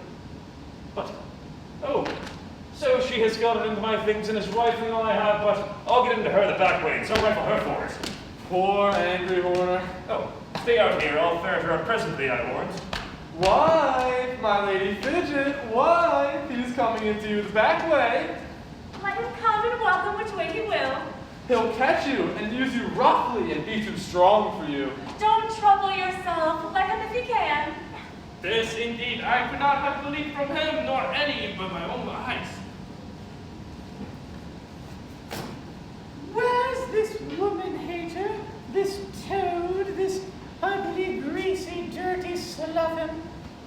So, the women will all have him ugly. Methinks he is a comely person, but his wants make his form contemptible to him. And 'tis even as my wife said yesterday speaking of him, that a proper handsome eunuch was as ridiculous a thing as a gigantic coward. Sir Jasper, your servant. Where is the odious beast? He's within his chamber with my wife. She's playing the wag with him. Is she so? And he's a clownish beast. He'll give her no quarter. He'll play the wag with her again, let me tell you. Come, let's go help her. What? The door's locked? Aye, my wife locked it. Did she so? Let us break it open then. No, he'll do her no hurt. No. But is there no other way to get into her? Whither goes this? I will disturb him. Where is this harlotry, this impudent baggage, this rambling comrade? Oh, Sir Jasper, I'm glad to see you here. Did you not see my vile grandchild coming hither just now? Yes. Where is she then? Where is she? Lord, Sir Jasper, I have even rattled myself to pieces in pursuit of her. But can you tell what she makes here? They say below, no woman lodges here. No. No, then what she makes here? Say if it's not a woman's lodging, what makes she here? But are you sure there's no woman lodging here? No, nor no man either. This is Mr. Horner's lodging. Is this so? Are you sure? Yes. Then there's no hurt in it, I hope. But where is he? He's in the next room with my wife. Nay, if you trust him with your wife, they say he's a merry and a harmless man now. Aye, poor man. Oh, I can't find him! Oh, are you here, grandmother? I followed her here, you must know, my lady fidget hither. Tis the prettiest lodging, and I've been staring on the prettiest pictures. And I have been toiling and roiling for the prettiest piece of china, my dear. Nay, she has been too hard for me. Do as I could. Oh, Lord, I think I'll have some china, too. Good Mr. Horner, don't you think to give other people china? Me none, coming with me, too. Upon my honor, I have none left now. Nay, I have known you deny your china before now, but you shan't put me off, so come. This lady has had the last there. Indeed, madam, to my certain knowledge, he has no more left. No, but it may be he have some you could not find. What? Do you think if he'd had any left, I would not have had it too? For we women of honor never think we have china enough. Do not take it ill, madam. I cannot make china for you all, but I'll have a roll wagon for you at that time. Oh, thank you, dear Toad. What do you mean by that promise? Alas, she has an innocent little understanding. Poor Mr. Horner, I see he has enough to do to please us all, I see. Aye, madam, you see how they use me? Poor gentleman, I pity you. Thank you, for I could never get pity but from such reverend ladies as you are. The young ones will never spare a man. Come, beast. See, madam, that's all they use for me. Come, Sloven, I'll lead you to be sure of you. Alas, poor man, look how she chases him. Kiss her. That's the way to make a nice woman go quiet. Like this? No, madam. Oh, the remedy is far worse than torment. They know I suffer for anything rather than do it. Oh. No, fool, you filthy toad! I told you so!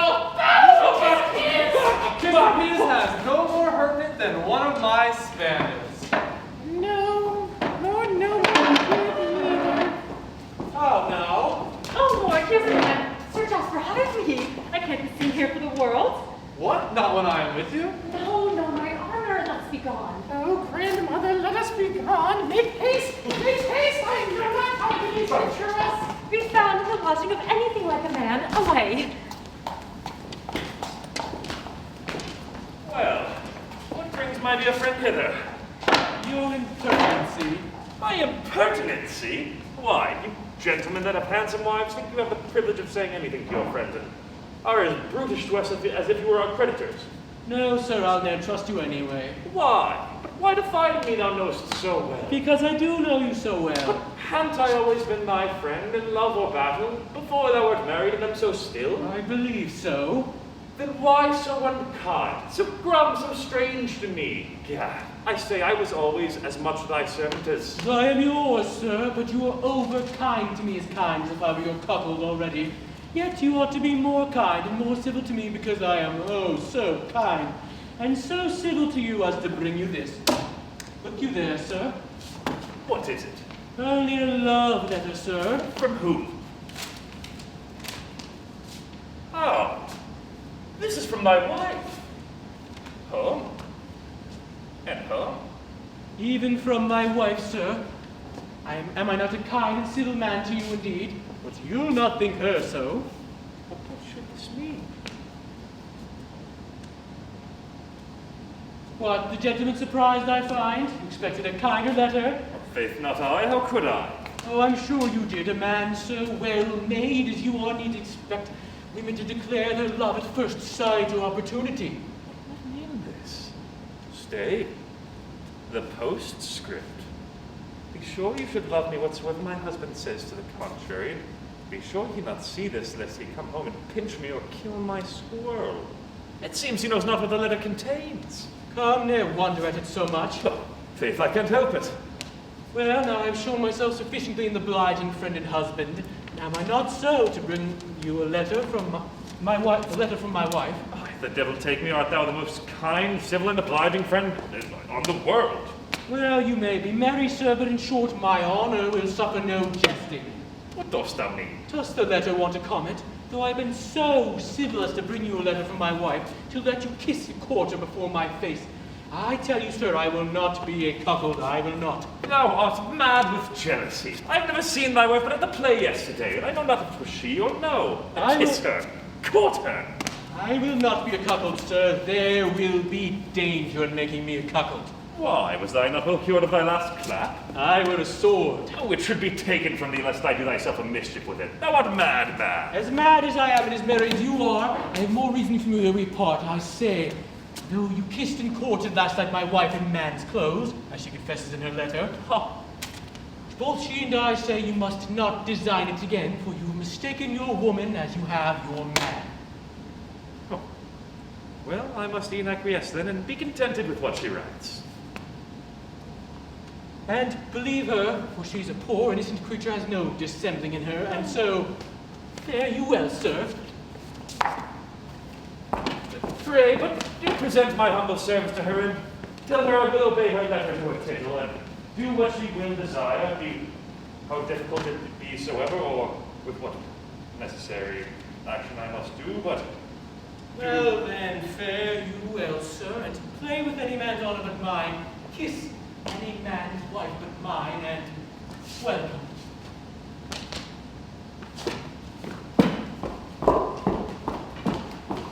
Oh, doctor. This cuckold seems like he has no heart to report of you. Or does not believe it.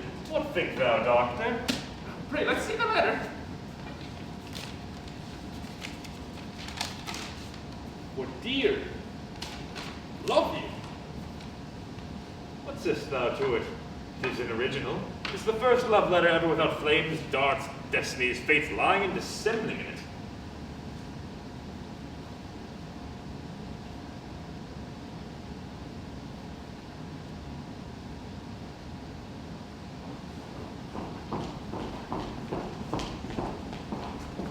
My sister denies him.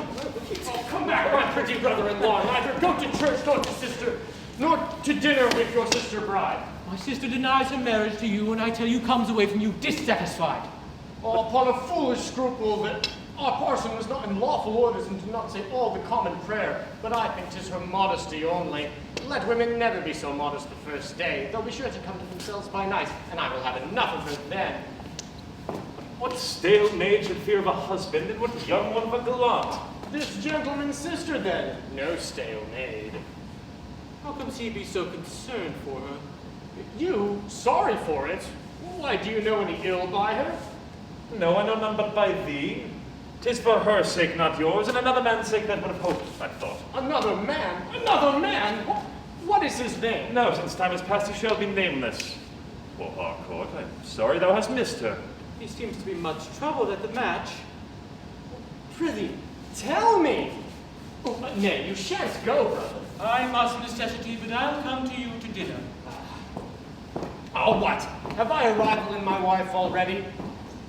But he may be of use to me hereafter, for though my hunger is now my sauce, and I can fall heartily without, the time will come when a rival will be as good sauce for a married man to a wife as an orange to veal. Oh, thou damned rogue, thou hast set my teeth on edge with thy orange. Oh, come, let's to dinner.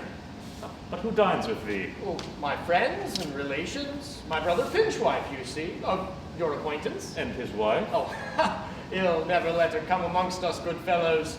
Your stingy country coxcomb keeps his wife to himself as he does his little firkin of ale for his own drinking, and a gentleman can't get a smack on him.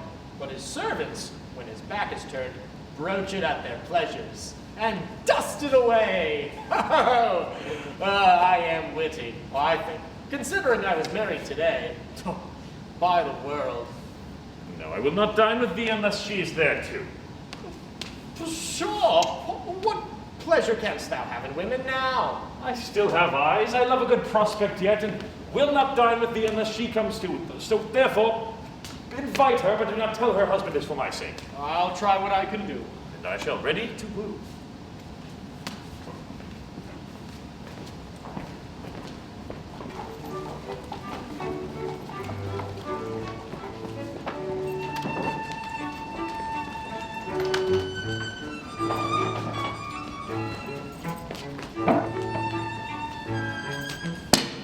Mr. Pinchwife's house. Well, 'tis even so. I've got the London disease called love. I am sick of my husband and for my gallant. I have heard this distemper called a fever, but methinks 'tis liker an ague. For when I think of my husband, I tremble and am in a cold sweat and have inclinations to vomit. But when I think of my gallant, dear Mr. Horner, oh, my hot fit comes on and I am all in a fever indeed, and as in other fevers, my own chamber seems tedious to me, and I would fain be removed to his. Ah, then methinks I should be well. Poor Mr. Horner, well, I will not stay here. Therefore I must make an end to my letter to him, which will be a finer letter than my last, because I've studied it like anything. Oh, sick.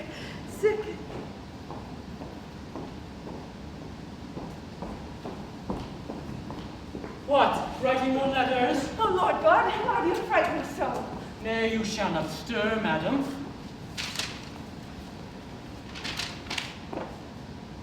Dear, dear, dear Mr. Horner, I see I've taught you to write letters to good purpose, but let's continue.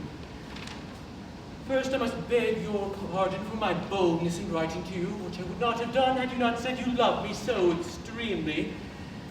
Which, if you do, you will not suffer me to lie in the arms of another man whom I loathe, nauseate, and detest. Oh, now you can write such filthy words. Let's continue. You must hastily find a way to get me away from this unfortunate match, which I can assure you was never of my choosing. If you truly love me as I do you, get me away from here before tomorrow. For else I shall be forever out of your hands, for I can defer no longer hour.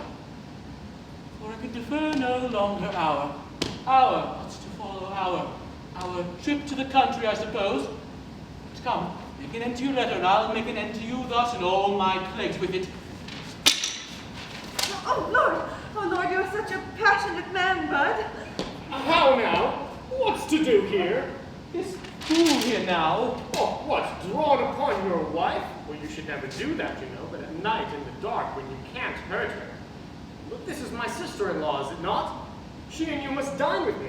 Dinner's ready. Oh, come. Oh, but where is my wife? Is she not come home yet? Where is she? She's out making you cuckold, 'tis all they do as soon as they can. What? The wedding day? Oh, but come. They stay dinner for us. Come. No, I'll lead her my way. Oh, I will not wag without you. This coxcomb was a sensible torment to me amidst the greatest in the world. Come, Madam Marjorie. No, I'll leave her down. I am contented should my rage take breath. I told Horner this. Come. Oh, Lord, how shy you are of your wife. But let me tell you, brother, we men of wit have amongst us a saying that cuckolding, like the smallpox, comes with a fear. And you may keep your wife as much out of danger of infection, but if her constitution incline her to it, she'll have it sooner or later. By the world, say they. What a thing a cuckold is that every man can make him ridiculous. Howsoever the kind wife's belly comes to swell, the husband breeds for her, and then 'tis ill.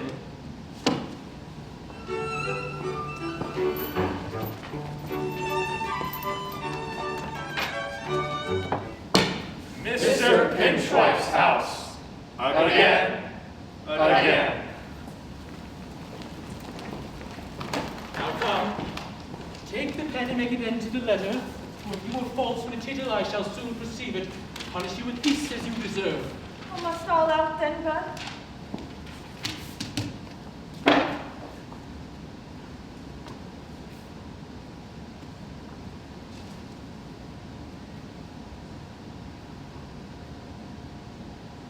Look you there, then.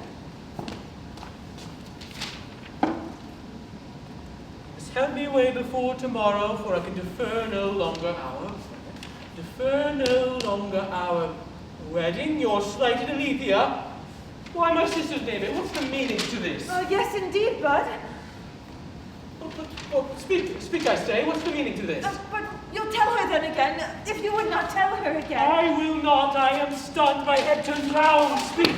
Won't you tell her indeed, and indeed? No. Speak, I say.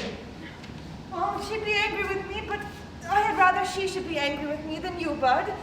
For to tell you the truth, 'twas she made me write the letter and taught me what I should write. Ha! I thought the style was somewhat better than her own.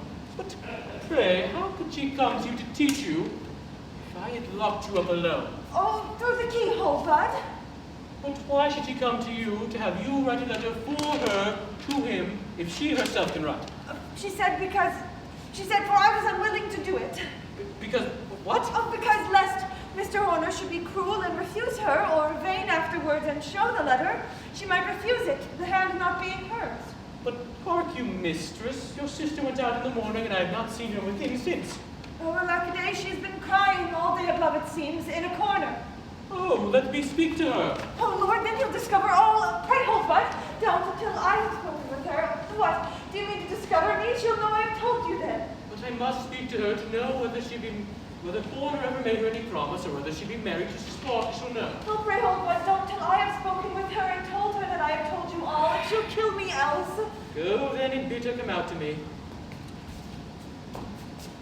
I'll go, but she is not within to come to him. I've only got time to know of Lucius, her manservant, who first sent me on to work, what lie I shall tell next, for I'm even at my wit's end. Well, I resolve it. Horner shall have her. I'd rather be of kin to him by name of brother-in-law than that of cuckold, and such an alliance to my wife will prevent his pretensions. Oh, what says she now, dearest? Oh, I told you what anger you would raise with my sister. What won't she come hither? No, alackaday, she's ashamed to look you in the face, and she says if you go into her, she will run away downstairs and shamefully go herself to Mr. Horner, who has first set her on to marriage. Well, she'll go away to Mr. Horner, with whom she will talk first before she discourse with you, which she cannot do for a light poor creature. She can't so much as look you in the face. Did he so promise her marriage? Oh, then she shall have no other. If you can go and discourse with her a little concerning the means, if she speaks with me, I will go about it immediately. His estate is equal to Spartacus, but his extraction much better than his parts are. But the chief reason is I'd rather be of kin to him by name of brother-in-law than that of cuckold. See, what says she now? Why? She says she would only have you lead her to Horner's lodging, with whom she will first discourse the matter before she talk with you, which yet she cannot do for a lack poor creature. She says she can't so much as look you in the face. Therefore she'll come to you in a mask, and you must excuse her if she make no answer to any question of yours till you have brought her to Horner's lodging. And if you will not chide her, nor question her, she'll come out to you immediately. Well, I will not speak a word to her, nor require a word from her. I forgot. Besides, she says she can't so much look you in the face, though through a mask, therefore would require you to put out the candle.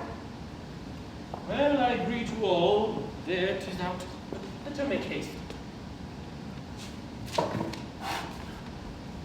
Well, my case is something better. I'd rather fight with Horner for not lying with my sister than for lying with my wife. Well, wife and sister are named which make us suspect duty and comfort, pleasure and honor, but instead we find them plagues and torments. For we have as much ado to get men to lie with our sisters as keep them from lying with our wives. Oh, come sister, where are you now? Oh, let me first lock up my wife. Mistress Marjorie, where are you?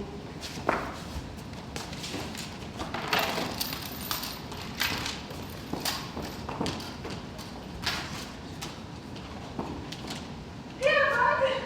No! Come sister, we must be gone, where are you?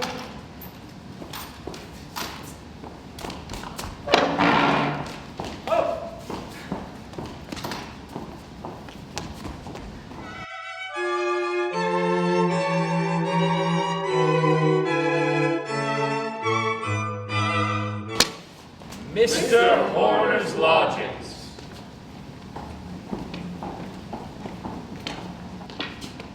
What? All alone? Not so much as one of your couples here, nor one of their wives. They used to take their turns with you as if they were to watch you.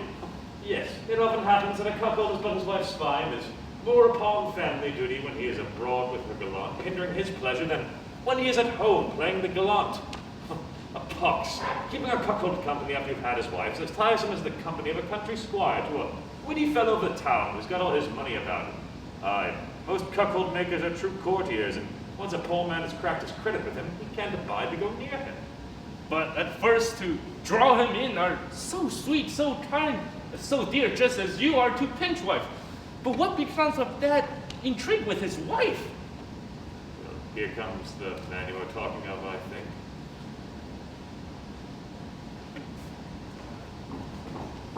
Here he is. The last time, no sir, I brought you lovely, but this time you see a mistress. What means this?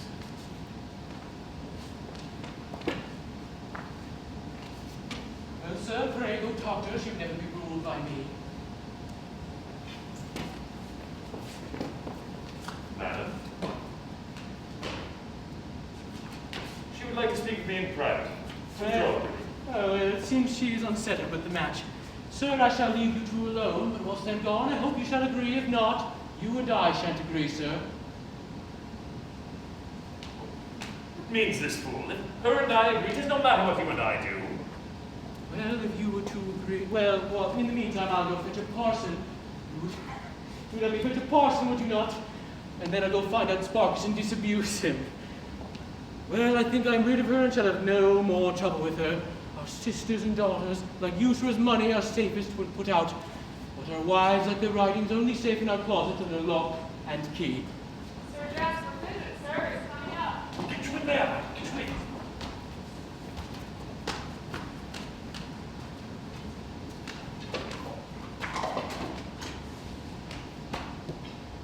My best and dearest friend. Your style, Doctor. Well, be short, for I am busy. What would your impertinent wife have now? Well, guess the faith, for I do come from her. What?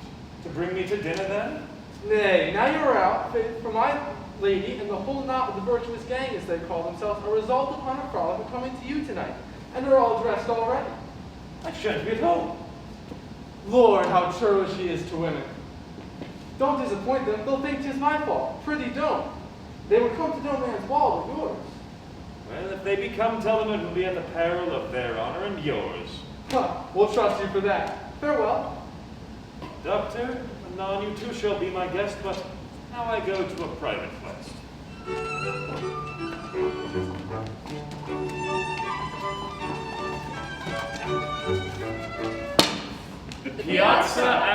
exchange.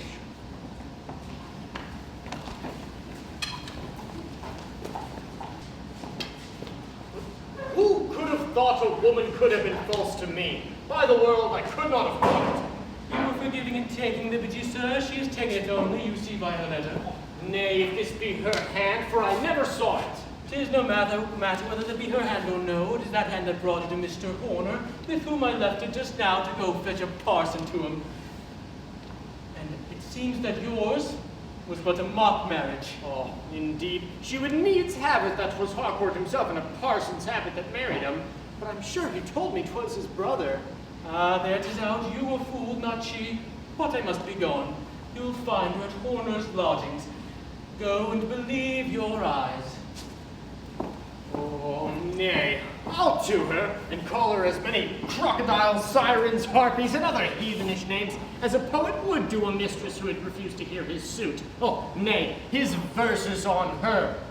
Oh, is not that she at the other end of the piazza? Oh, and from Horner's, certainly 'tis so. You are well met, madam, though you don't think so. Oh, what, you have made a short trip to Mr. Horner's, but I suspect you will return to him presently. By that time, the parson can be with him. Mr. Horner and the parson, sir. Oh, no more jilting, madam, no more dissembling, for I am no more a frank person. How's this? So it will work, I see. Oh, could you find out no easy country fool to abuse? None but me, a gentleman of wit and pleasure about the town. Oh, but it was for your pride that you had to be too hard for a man of parts. Unworthy, false woman. Well, false as a man who lends a man money to lose. False as dice who undo those that trust all they have to him. He's been a great bubble by his similes, as they say. You've been too merry, sir, at your wedding dinner, sure. Oh, what, do ye mock me? Or you have been deluded. Oh, by you? Let me understand you. Oh, you should have the confidence, madam. Oh, I should call it something else, since you know your guilt, to stand my just reproaches. Do you think the gentleman can be jealous now, madam? I write a letter to Mr. Horner. Oh, but now I see that you have written a letter to Mr. Horner, and that you have clubbed with him in deluding me with his aversion for women, that I might not, forsooth, suspect him for my rival. Yet I write a letter to Mr. Horner. I deny it. Nay, madam, your brother showed it me just now and told me he left you at Horner's lodgings to fetch a parson to marry you to him. You know, and I wish you joy, madam. Joy, joy. And to him, too, much joy. And to myself, more joy, for not marrying you. So I find my brother would break off the match and I can consent to it, since I see this gentleman can be made jealous. Oh, Lucius, by his rude usage and jealousy, he makes me afraid I am married to him. Art thou sure 'twas Harcourt himself and no parson that married us? I'm sure that too was a contrivance of Mr. Horner's and yours. But I would indeed not have him one now, no, not for the world. For may I tell you another truth? Oh, I never had any passion for you till now, for now I hate you. And so, your servant, How was I deceived in a man? You'll believe, then, that a fool may be made jealous now? For that easiness in him that suffers him to be led by a wife will likewise permit him to be persuaded against her by others. But marry Mr. Horner. My brother does not intend it, sure. If I thought he did, I would take thy advice and Mr. Harcourt for my husband. Yes, madam. And soon I hope we shall find Mr. Harcourt.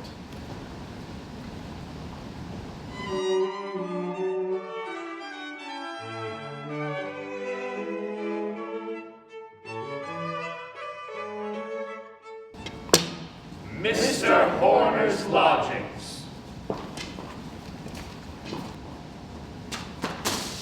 Pox! They have come too soon. Before I have sent back my new mistress. All I have to do now is lock her in so that they may not see her. That we may be sure of our welcome, we have brought our entertainment with us, and are resolved to treat thee, dear Toad. Therefore, let us make use of our time. Let us sit then. First, let me lay proud. Let me lock this door. This door, exactly.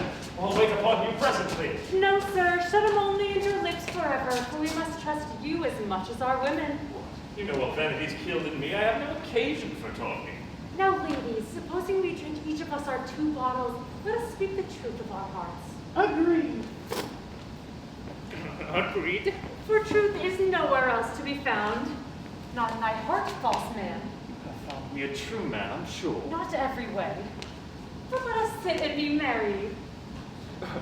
Dear Brimmer, in token of our openness and plain dealing, Lovely Brimmer, let me enjoy him first. No, I never part with the gallant till I've tried him.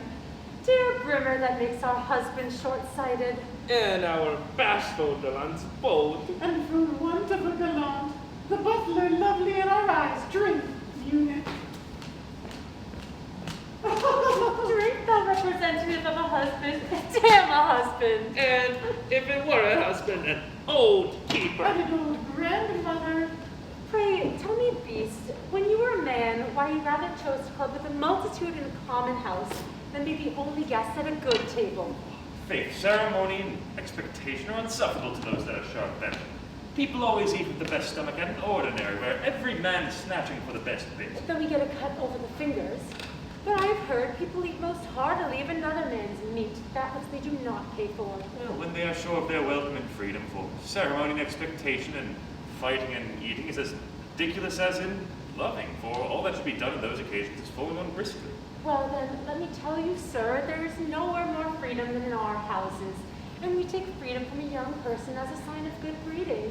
And he may be as free as he pleases with us, as frolic, as gamesome, as wild as he will. Haven't I heard you all declaim against wild men? Yes, but for all that, we think wildness in a man as desirable a quality as in a duck or rabbit. A tame man foe. I know not, but your reputations frightened me as much as your faces invited. Our reputation.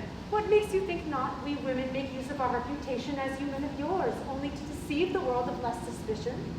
You would have found us modest women in our denials only. Our bashfulness is only the reflection of the men. We blush only when they are shamefaced. I beg your pardon, ladies. I was deceived in you devilishly, but why that mighty pretense to honor? We have told you, but sometimes 'twas for the same reason you men pretend business often, to avoid ill company and to enjoy the better and more privately those you love. Why would you dare give a friend a wink then? Your reputation frightened us as much as ours did you. You were so notoriously lewd. So seemingly honest. Was that all that deterred you? And so expensive. You allow freedom, you say? Aye. Then I would lose my little money as well as my little time, both of which my other pleasures require. Money, foe! You talk like a little fellow now. Do such as we expect money. I beg your pardon, ladies. I'd heard that great ladies, like great merchants, set but the higher prices upon what they have, or they are not in the necessity of taking the first offer. Such as we make sale of our hearts. We bribe for our love. Would you not have us assured of our gallant's love? For love is better known by liberality than by jealousy. For one may be dissembled, the other not. But my jealousy can no longer be dissembled, and they are telling right. Come, here's to our gallants in waiting whom we must name, and I'll begin. This is my false robe. How? So old out now. Did you not tell me it was for my sake only you reported yourself no man? Oh, rat! Did you not tell me it was for my love and honor you passed for that thing you do? Oh, so? Come, ladies, this is my false villain. Mine too. And mine! Well, then I am all through your false villain, and there's an end on it. Well then, let us not fall out, sister sharers, but have a care of our dear honor. Though we get no presents, no jewels of him, we are savers of our honor, the jewel of most value and use, which shines to the world unsuspected, though it be counterfeit.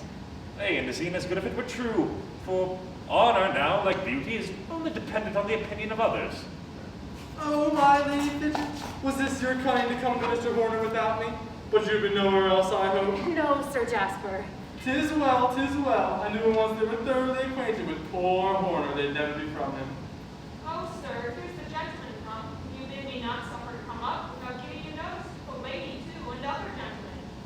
you in there! Get you in there once I send them away, please! Now, I need you now. Go. Get there. Yes, in there. In there. Yes. Yeah, that's the one.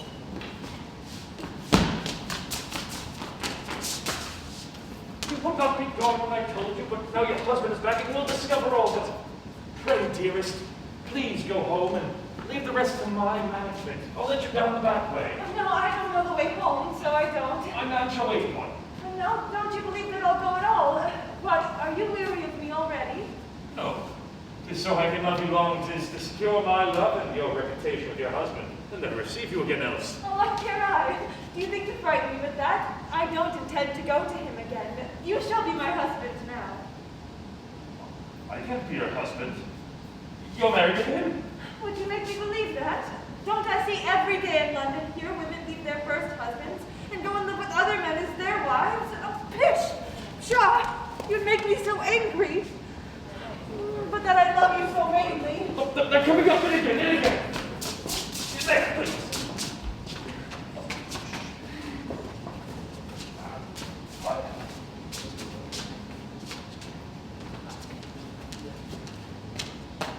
Ah, madam, it is not the sudden change of your dress, the confidence of your observation that your false witness there shall convince me I did not bring you hither just now. Here is my witness who cannot deny it. Mr. Horner did I not bring this woman to you just now. Now I must wrong one woman's honor for another's, but 'tis no new thing with me. Pray speak, sir. Oh. I shouldn't do that, I think. Come, sir, she bid you speak. I pray, sir, do. Pray satisfy her. Well, truly you did bring that lady to me just now. Oh! How, Horner? What mean you, sir? I always took you for a man of honor. So much a man of honor that I must save my mistress. I thank you, come what will on it. Now could I speak if I durst and solve the riddle, whom the author of it. Oh, unfortunate woman. A combination against my honor which most concerns me now because you share in my disgrace, sir, and it is your censure which I now suffer that troubles me, not theirs. Madam, then have no trouble. You shall now see 'tis possible for me to love too, without being jealous. I will not only believe your innocence myself, but make all the world believe it. Horner, I must now be concerned for this lady's honor. I must be concerned for a lady's honor too. This lady has her honor, and I will protect it. My lady has not her honor, but has given it to me to keep, and I will preserve it. I understand you not. I would not have you. What's the matter with them all? Come, Mr. Horner, no more disputing. If the lady please. How, what do you mean? What does he mean?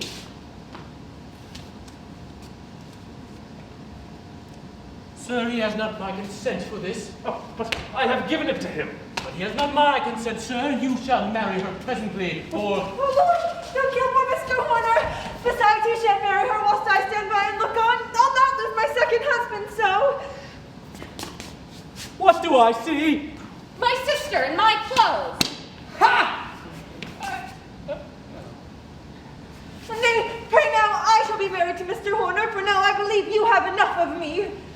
Damn loving changeling! Oh, pray, sister, pardon me for telling so many lies of you. I suppose the riddle is plain now. No, that must be my work.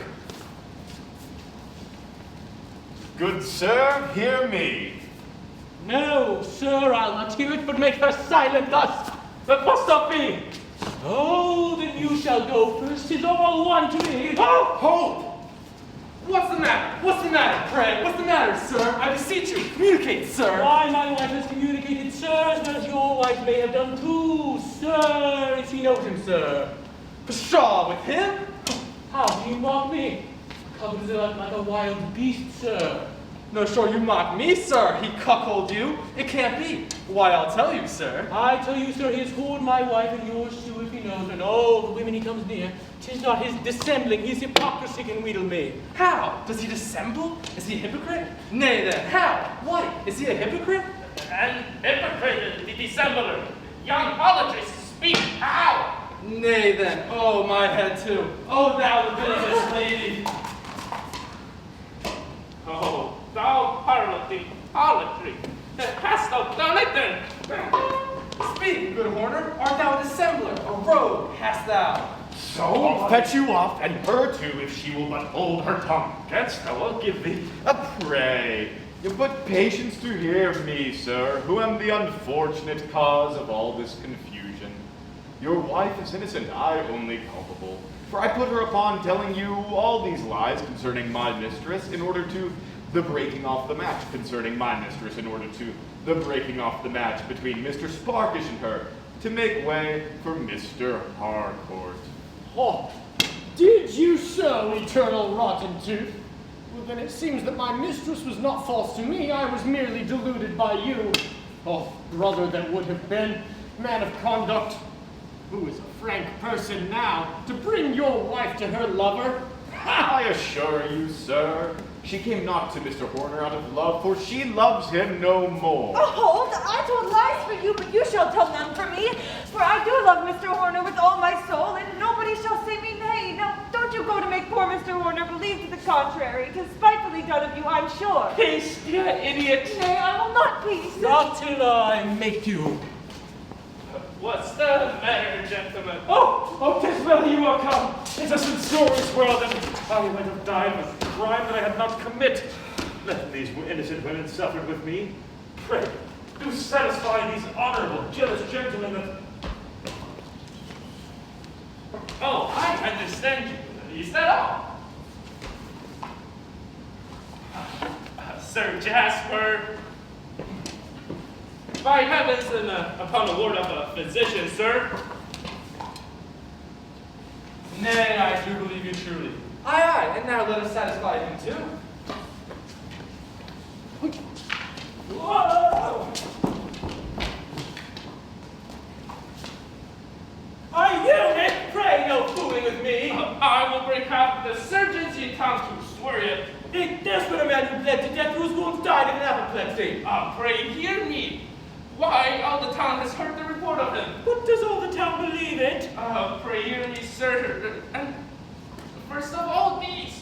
I swear when I left the town he was the lewdest fellow in.